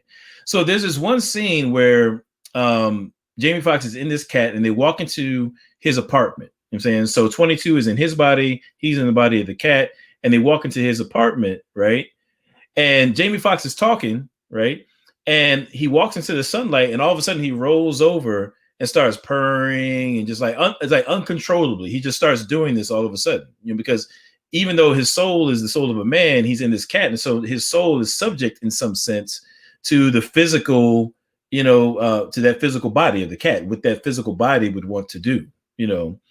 So in other words, what's his behavior is dictated by that physical body of the cat, not by the soul.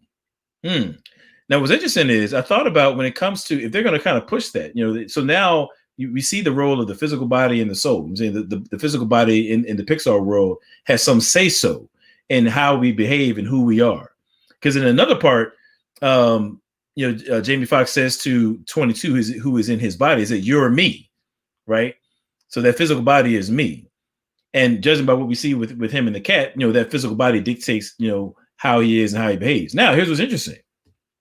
If we apply that to the issue of gender, then according to what they've depicted here about, you know, how the cat body dictates, you know, the behavior, what's appropriate, or dictates what that behavior is for, you know, that soul.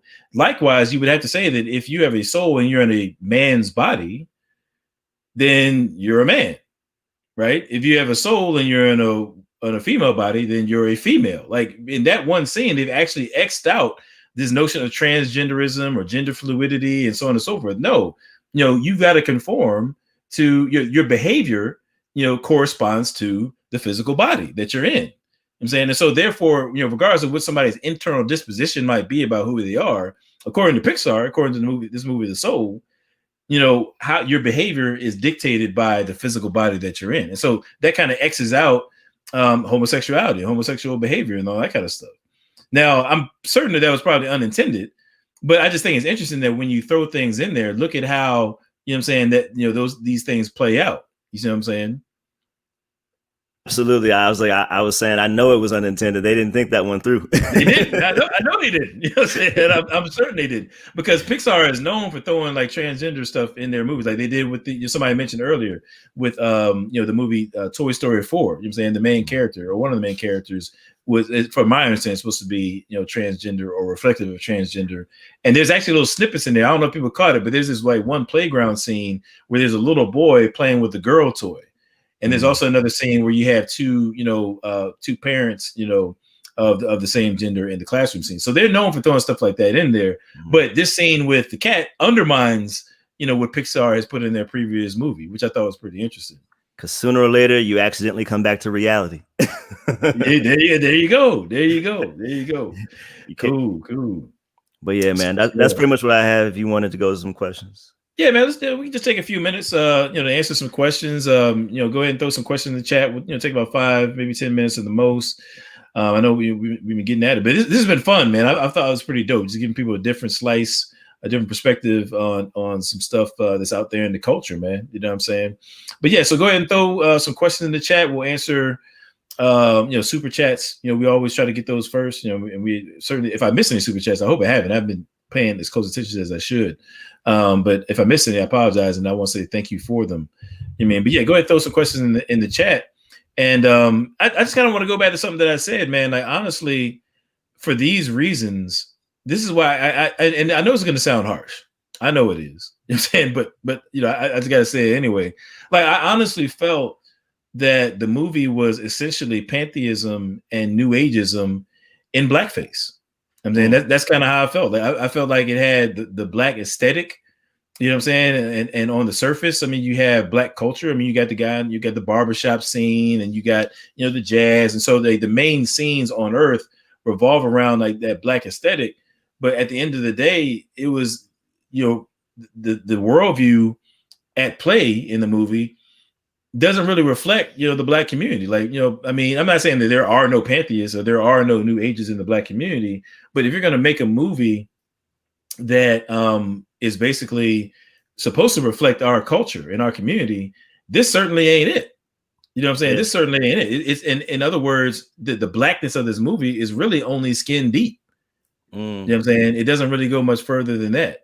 And I thought that was very telling. I mean, so we got a couple questions. Said, I don't know. So one of many says, are they entering bodies that already have souls? Isn't that possession? You know what? I think they don't have souls, right? I hadn't really thought about until you asked that question. So at this point in the movie, the main character, is voiced by Jamie Foxx, his physical body doesn't have a soul because he's kind of like in a coma. Mm-hmm. And meanwhile, his soul is walking around in the great before and stuff. So he didn't have a soul. And so that 22 character drops into his body. But I guess they might be implying that the cat doesn't have a soul. And I think that actually there was one line in there. So I think that they were saying that the cat doesn't have a soul, and that's how Jamie Foxx, his character, his soul was able to drop into the cat. And so that brings an interesting theological issue about animals having souls. I mean, I know that J.P. Moreland is big on that, but I think that's interesting.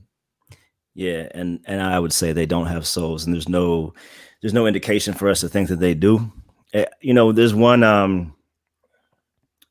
Well, I won't start a whole new thing right now, but I gave this talk. So actually, Hugh Ross's organization is called Reasons to Believe, and for the Chicago chapter, I gave a talk. I think last year on what does it mean to be human, and there's some things that separate us from everything else, every other species. Let me see if I find this quote real quick. So Nicholas Wolterstorff, in the book Reason Within the Bounds of Religion, he says the belief that one of the fundamental things that make human beings unique among earthlings lies in the fact that they and they alone have been graced by God with responsibilities. This in turn presupposes that man was created in such a way as to be free to carry out or not carry out those responsibilities. One thing I've said more in line with talking about purpose is human beings are the only beings God ever created that can literally be talked out of their purpose. The fact that that's true, whether somebody wants to believe, God created us from the dust, like it's an evidential fact that when I brought my dog home, we had to put him to sleep a couple years ago, but when we brought him home, he was a puppy, 2.5 months. We didn't bring his parents home with him. He knew how to be a dog. He knew how to eat like a dog, pee like a dog, often in the house, sleep like a dog, whatever. Like, we had to teach our kids everything, what to eat, what not to eat, how to walk, how to sleep. Like, if you don't teach your kid how to sleep, you ain't gonna get sleep. So I'm living that right now. I know you are. Y'all pray for Adam, please. So these are realities that we all live with and experience. And I'm working on some other stuff as far as mental components that separate us, as far as like imagination, as far as the just the design of humanity. So when you think about that, there is a not just biological and physiological difference. There is a imaginative difference. There is a consciousness difference. I did a video on something called the apologetic of beauty. The fact that we're able to recognize aesthetic qualities across cultural lines, that's something unique to humanity. And I think we have to take all these components and put them together. And I think that talk, I don't know if that talk is on my channel or not, but think about some of these components that make us human, that are unique to us as humans. And so, that, like I said, there's no evidence, biblically or otherwise, to suggest that animals have what we would consider to be a soul. That was just, I think that was just for the movie purposes. But yeah, I hear that. Yeah, I mean, I think it's very interesting, and it just, I think there are many points where, I mean, again, they're not coming from a biblical worldview, so they're just kind of mixing and matching, throwing a bunch of stuff in there. I mean, and like you said, I mean, I don't know Peter Doctor. I mean, I can't say that he's not a Christian. I mean, I wouldn't even attempt to do so. You know what I mean? But I think that it's certain that in terms of what he's preaching, there was a lot of preaching in this movie, and I'm being straight up. You know what I mean? I found myself struck a couple times with a sense that I was like, man, this or that is just straight up demonic. You know what I mean? Like, honestly, but there was a scene where Terry was kind of the bad guy character, snatches a guy's soul out of his body. And the dude is kind of like in limbo in like this ether world. And man, that scene was just like really disturbing, man. Like the dude's eyes was kind of bugged out in a very kind of, looking possessed kind of a way. It was supposed to be fear, but it was so striking. It just felt that there was something else to it. You know what I mean? And then even like the lost souls, when you see them kind of walking around, it's very looking really demonic looking and stuff. I mean, like, it's something that we really can't take lightly. And the heroes of the movie are like the mystics, the shaman, you know what I mean? Moonwind and these characters who are, like I said, one of them is in a trance, and, they're doing all these kind of mystic things. There's this one scene where, again, they're talking about astral projection, and it's like, okay, well, in order for us to get you back into your soul from the cat to the main character, Moonwind says, in order for us to do that, we've got to do this ceremony that involves chanting and bongos, and we're going to do this. Actually, I'm gonna pull this up because I want to give you the actual term that he says. He says we're going to do an astral transmigration displacement to get the soul in the right body. That's okay. That's astral projection again. You know what I'm saying? That's like really, I mean, this would be, if we're going to talk about in biblical categories, this would be witchcraft. There's no doubt about it. I mean, this is straight up witchcraft. And he had to do it at a certain time of day, right? Because they had to like. Now that's very interesting, because he says, we got to do. He refers to it as a ritual with chanting, dancing, and bongos. He does like this little dance. They're kind of like making light of it. And like I said, all throughout the movie, they're saying like little slick stuff, and they're sliding it in there. But you're talking about witchcraft, and you're talking about strictly biblical categories. That's what it is. It's witchcraft. And he says you have to do it when Orcus moves into the house of Gemini. So now we're getting into astrology, right? I'm saying now we're getting into all that kind of stuff. And so it's just straight up. I mean, this is witchcraft, y'all. Like, and it is what it is. Now, I mean, let's keep it 100. I mean, I'm not saying that this is the only movie with witchcraft in it. I'm not saying it certainly is not the only Disney movie with witchcraft in it. But I'm just saying that we need to be careful, like when we're hyping stuff up, like what are you esteeming here? I mean, I'm not making a pronouncement on what you should or shouldn't watch or whatever, but I'm just saying, let's just call a spade a spade. It seems to me this movie was very intentional about pushing the pantheism and these kind of pantheism and witchcraft. It seems like they were very intentional in making that the mainstay of the story. And we need to take stock of these things, particularly if this is stuff that they feeding our babies, y'all. I'm saying we got to keep it real. And I mean, honestly, I'm gonna keep it on. And look, I'm not trying to say what other people's convictions are. And Alex, feel free to dip out of this video if I say something crazy that you disagree with. Feel free. I'm just saying, when I think back to some of the stuff that we grew up on and took for granted as being cool, like when I look back at some of the stuff, like some of that stuff was crazy, dog. It's like mad witchcraft in it and stuff. It's like, man, I don't know. Oh man, it was all kind of stuff. It's like, man, maybe we should have been. I'm very sensitive about what I expose my kids to, and I feel like as their parent, they're not old enough to have the discernment and fight off bad ideas. And so it's my job to do that, to control. It's just like it's in the same way that I'm not going to feed them McDonald's every day. I'm not going to feed them Pixar Soul. You know what I'm saying? And just let them fend for themselves. I'm not going to do that. I'm saying we got to be responsible. So anyway, that's just my thought. I'm not saying everybody got to agree. I'm just putting it out there. You know what I'm saying? It's, it was what it was. So, all right. So just maybe a couple more questions. We'll get up out of here. Okay. Are you cool with that? Are you good? Oh or? yeah. Yeah. Okay, cool. Probably should ask first. I got to do a better job of telling people. See, here's the thing. Here's the thing, right? I'm going to tell you a little trick of the trade. When you don't specify how long the show is going to be, you can go forever. And cats could be like, yeah. It's like, we can be here for 5 hours. You know what I mean? Okay, so, Carla Drafin, forgive me if I'm mispronouncing that. Shout out to Titus 2. I think I did see a super chat. I apologize, I missed it. I'll make sure I go back to it. Shout out to Titus 2 for the super chat. Thank you very much. I'm gonna get back to it in just a second. Carla Draffin, I'm gonna say it that way. Hopefully I'm not mispronounced. It says they also portray the character trying to bring back order, reconcile as the antagonist bad guy. Thoughts? Yeah, that's interesting. I hadn't really thought about it, but I think you're right. That it's true. It's like the order, the guy trying to bring order is they kind of play him the whole movie. I mean, he's like irritating, whatever, but technically, I mean, he's just trying to keep the count right. He's trying to keep order. I mean, yeah, that's very interesting. I hadn't thought about that, but that's true. That's very true. What do you think about that, man? I mean, it's hard to like judge these things objectively because there's so many holes in the movie overall. But God is a God of order, so we can agree on that. But at the same time, there's no God really in the movie, so it's hard for me to judge one better than the other. I think like Terry had his job to do, and I don't know. I guess they made him the bad guy, but I think he just was doing his job, and he was trying to be the best at his job, and that was kind of the other thing through the movie. Like I'm looking at Moonwind, and like everybody has these jobs. I'm like, well, why can't God or some one source handle all this? One of the things I've always said about polytheism is if God exists, he don't need no help.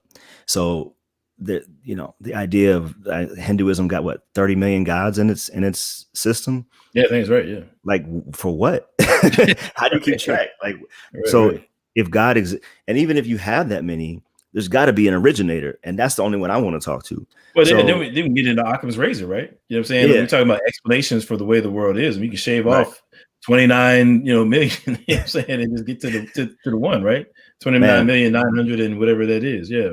We need to throw Occam's razor in that introductory high school course we talked about. Yeah, we do. Yeah. Again, shout out for Titus 2, for the super chat. I always try to acknowledge those. Thank you. Yeah, I think I will do reviews in the future, as far as movie reviews. I mean, so yeah, definitely appreciate that. We got a question here from Chris Say 100. Why do y'all believe they are heavily representing New Age ideology to us? And I think they're talking about maybe the African American community.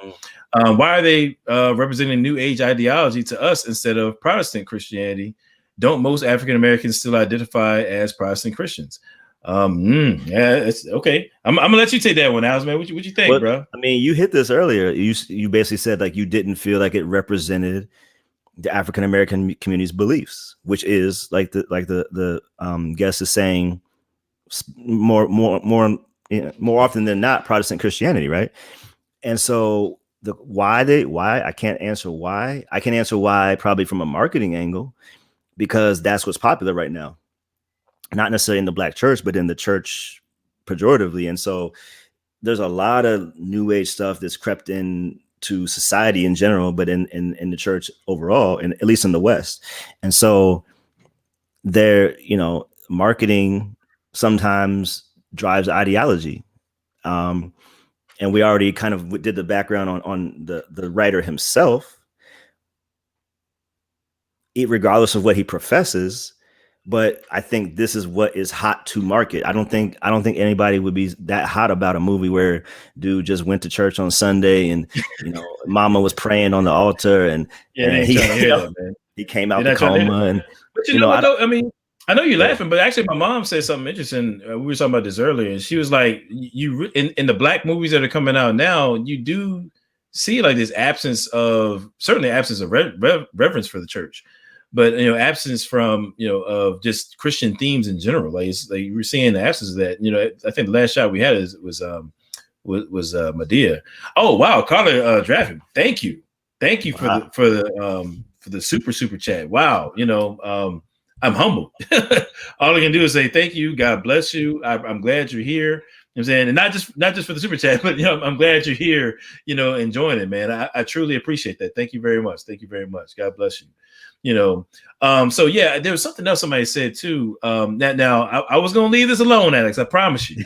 I was trying to stay out of my old man, cranky bag or whatever, you know what I mean? But I got to address this right now, you know what I mean? Now, and this may touch on the question earlier. Now, Pixar is now, let me read it. It says, when my daughter was younger, I had to get Princess and the Frog out of my house, witchcraft. I'm so glad my son wasn't into Harry Potter when he was a kid. Now, they done brought up Princess and the Frog. Now, I got a special beef with Princess and the Frog, dog. I'm gonna tell you why. I'm not, everybody ain't got to go watch the movie, but go back and people see what I'm saying is true. In the Princess Frog, I'm gonna tell you how they do black males. Watch this. In the Princess Frog, you got the princess, you know what I'm saying, and her main goal in life, like her passion, her spark, is to own her own restaurant. That's what she wants to do. She wants to own her own restaurant, you know what I mean, and be an entrepreneur or whatever. Okay. That's what she wants to do. This is the main character, Princess and the Frog. Now, the prince comes along at some point, and the first time you see the prince, the first scene where he comes in the movie, he kicks open the door of a boat that he's got off of, and he's playing the guitar, singing and dancing. That's the first time you see the dude. Number one, just looking frivolous in the face. You know what I mean? And on top of that, if you listen to the story, this prince, he was broke. He had an inheritance, and he lost his inheritance. And so that's why he ended up in America. So he was this. It's got to be the only broke prince in all of the Disney universe. He has to be. Yeah. You know what I'm saying? Correct me if I'm wrong. Y'all fact check me on this. I'm telling you, go back and watch the movie. He gets off singing, happy and dancing, ain't got no money. You know what I'm saying? No money. The only prince in the whole daggone Disney universe with no daggone money. And so what happens is so he gets together with the main character, and there's all these different shenanigans about adventures and stuff like this and that. And it was interesting is at the end of the movie, the whole movie is revolving around, or one of the main subplots is trying to get this prince to be responsible, because that's why he lost his money in the first place, because he was just living irresponsibly. And so at the end of the movie ends where the main character has her restaurant, and she's basically saying, I'm gonna teach you how to be a man. I'm gonna teach you how to live responsibly. Budgeting. I can't remember. She gave some specific examples along those lines, right? And so the black man in this movie is broke, frivolous, and has to be taught to be a man by the girlfriend that he's with. That's what I mean. I'm telling y'all, fact check me, B. Fact check me. That's why I have beef with Princess Frog. I'm saying that's why I got beef with it. I'm saying so anyway. I'm saying that, you know what I mean. Go check it out. I'm not tripping, y'all. I promise you. I'm not. This is why I beef with Disney like that. You know what I'm saying? So when it comes to movies like Soul, I'm already giving them the side eye, because I don't trust them to get our culture right. I don't trust them to speak rightly about the people in our culture. You know what I'm saying? They need to do a better job. And when I say black people, I know Jamie Foxx is black. I know there's probably some other people black in the movie, or as far as the voices. Questlove was in there. Questlove. I'm not, but listen, we're not talking about Hollywood black. You know what I'm saying? They Hollywood black. You know what I'm saying? They've been in Hollywood for a while now. I'm talking about what really represents our community. You know what I'm saying? And this movie wasn't it. So, all right, man, we done went 2 hours and 17 minutes, man. So, and I got my rant off my chest. So I'm good now. I'm good. I had to get that out. You know what I'm saying? But I tell you what, as we get on up out of here, man, I appreciate your time. I appreciate you, brother. I don't want to take the rest of your Friday night. Talk to us, man. Tell us where we can find your material. Tell us about your channel. Anything you got coming up? What you got, bro? Yeah, I done plugged it numerous times because it was so applicable. But let me put it in here real quick. Got the YouTube channel here. Got my website here. Yeah, definitely. Please, I appreciate if you go subscribe. I'm still growing. I'm trying to get where Adam's at. I'm a speaker, so I wasn't really thinking about the online until I had to, because quarantine. So I kind of started building my channel last year, and still growing. So yeah, if you want to come over there and see what I got so far, I appreciate it. But there is a video I have coming out, like I said, Monday, that is going to deal with atheism, modern day Epicureanism. And basically Epicurus was his big philosophy focused on happiness and pleasure. And there's so many similarities, not just with atheism, but in our culture today with that. And I just wanted to kind of unpack those things and see, once again, assessing it based on certain criteria. What is the foundation? Is there any self-refuting statements in those kind of thoughts and comments? Yeah, but I'm glad to be here as always. Adam was supposed to be at my conference this year, but we had to postpone it, but he'll be there next year, y'all. So come check us out in Chi-Town and no doubt, we'll get it going. Man. Yeah, I appreciate what you do, man. Proof of the truth. You know what I'm saying? I mean, you're always a very clear thinker, very clear communicator. That's one thing I certainly appreciate about you, you know, and believe it or not, I be taking notes, man. I take notes from everybody that I work with. I'm like, okay, so how can I communicate more clearly? How can I talk, bring this down to the human level? I think that's something that you do well. And when I watch your stuff, that's one thing that I see with you. So I appreciate what you do, brother. And I guess we're going to slide out here, man. Y'all know what it is. I want to have a game night tomorrow night, and y'all just kind of keep tracking the notifications. Hopefully I'll have a game night. I do have a Tru-ID gaming channel, you know what I'm saying? And so I might be doing that tonight. This is my third night in a row, live. And I've been loving it, man. I'm loving it. We talked about my man Alfredo Valentin was on here. We talked about the crisis at the Capitol. We talked about Jehovah's Witnesses and biblical evidence for the Trinity last night with Veda Hedgeman. So if y'all haven't seen those, definitely go check that out. But I've been having a blast all week, man. I'm gonna just kick back and play some video games, I think, this weekend, and then we'll see what it is. But on a serious note, y'all, I mean, I know we talked about a lot of things. I'm gonna get out of here, but hey, everybody, be praying for the church. Be praying for God's people in these times. Be praying for God to use people, not just so much, beyond unifying the nation. We need to be praying, seeking how we can help people to be unified with Christ, first and foremost, and get out here and preach the gospel. Be praying for God's just the church right now. You know what I'm saying, and we be one with one another, truly fellowshipping in the way that the New Testament describes with one another, and also preaching that gospel, man, and getting the truth out here so that people can know the Lord, man. We're living in some tough times, and the greatest hope is the hope of the gospel. And then the outworking of that is what the world really needs. So I just want to say, man, we love y'all. Thank you for everybody who's been riding with us in the chat. We had a great chat. Thank you for everybody that came through. Thank you to the mods for keeping everything orderly. I just want to say, everybody who's been watching my stuff on the regular, like with these lives, everybody's always mad respectful, man. And I truly appreciate that. Like, I honestly can't think of that one time where I had to interrupt what I was doing in order to attend to some people being knuckleheads in the chat. So I just want to say thank you to everybody who's been watching my stuff. I've been doing this for months now, or actually 2 years now, and I've never had that problem. And so I just want to say I love y'all and I appreciate y'all and thank you. So with that being said, y'all know what it is. Love God, love people. Take care of the things that God blesses you with.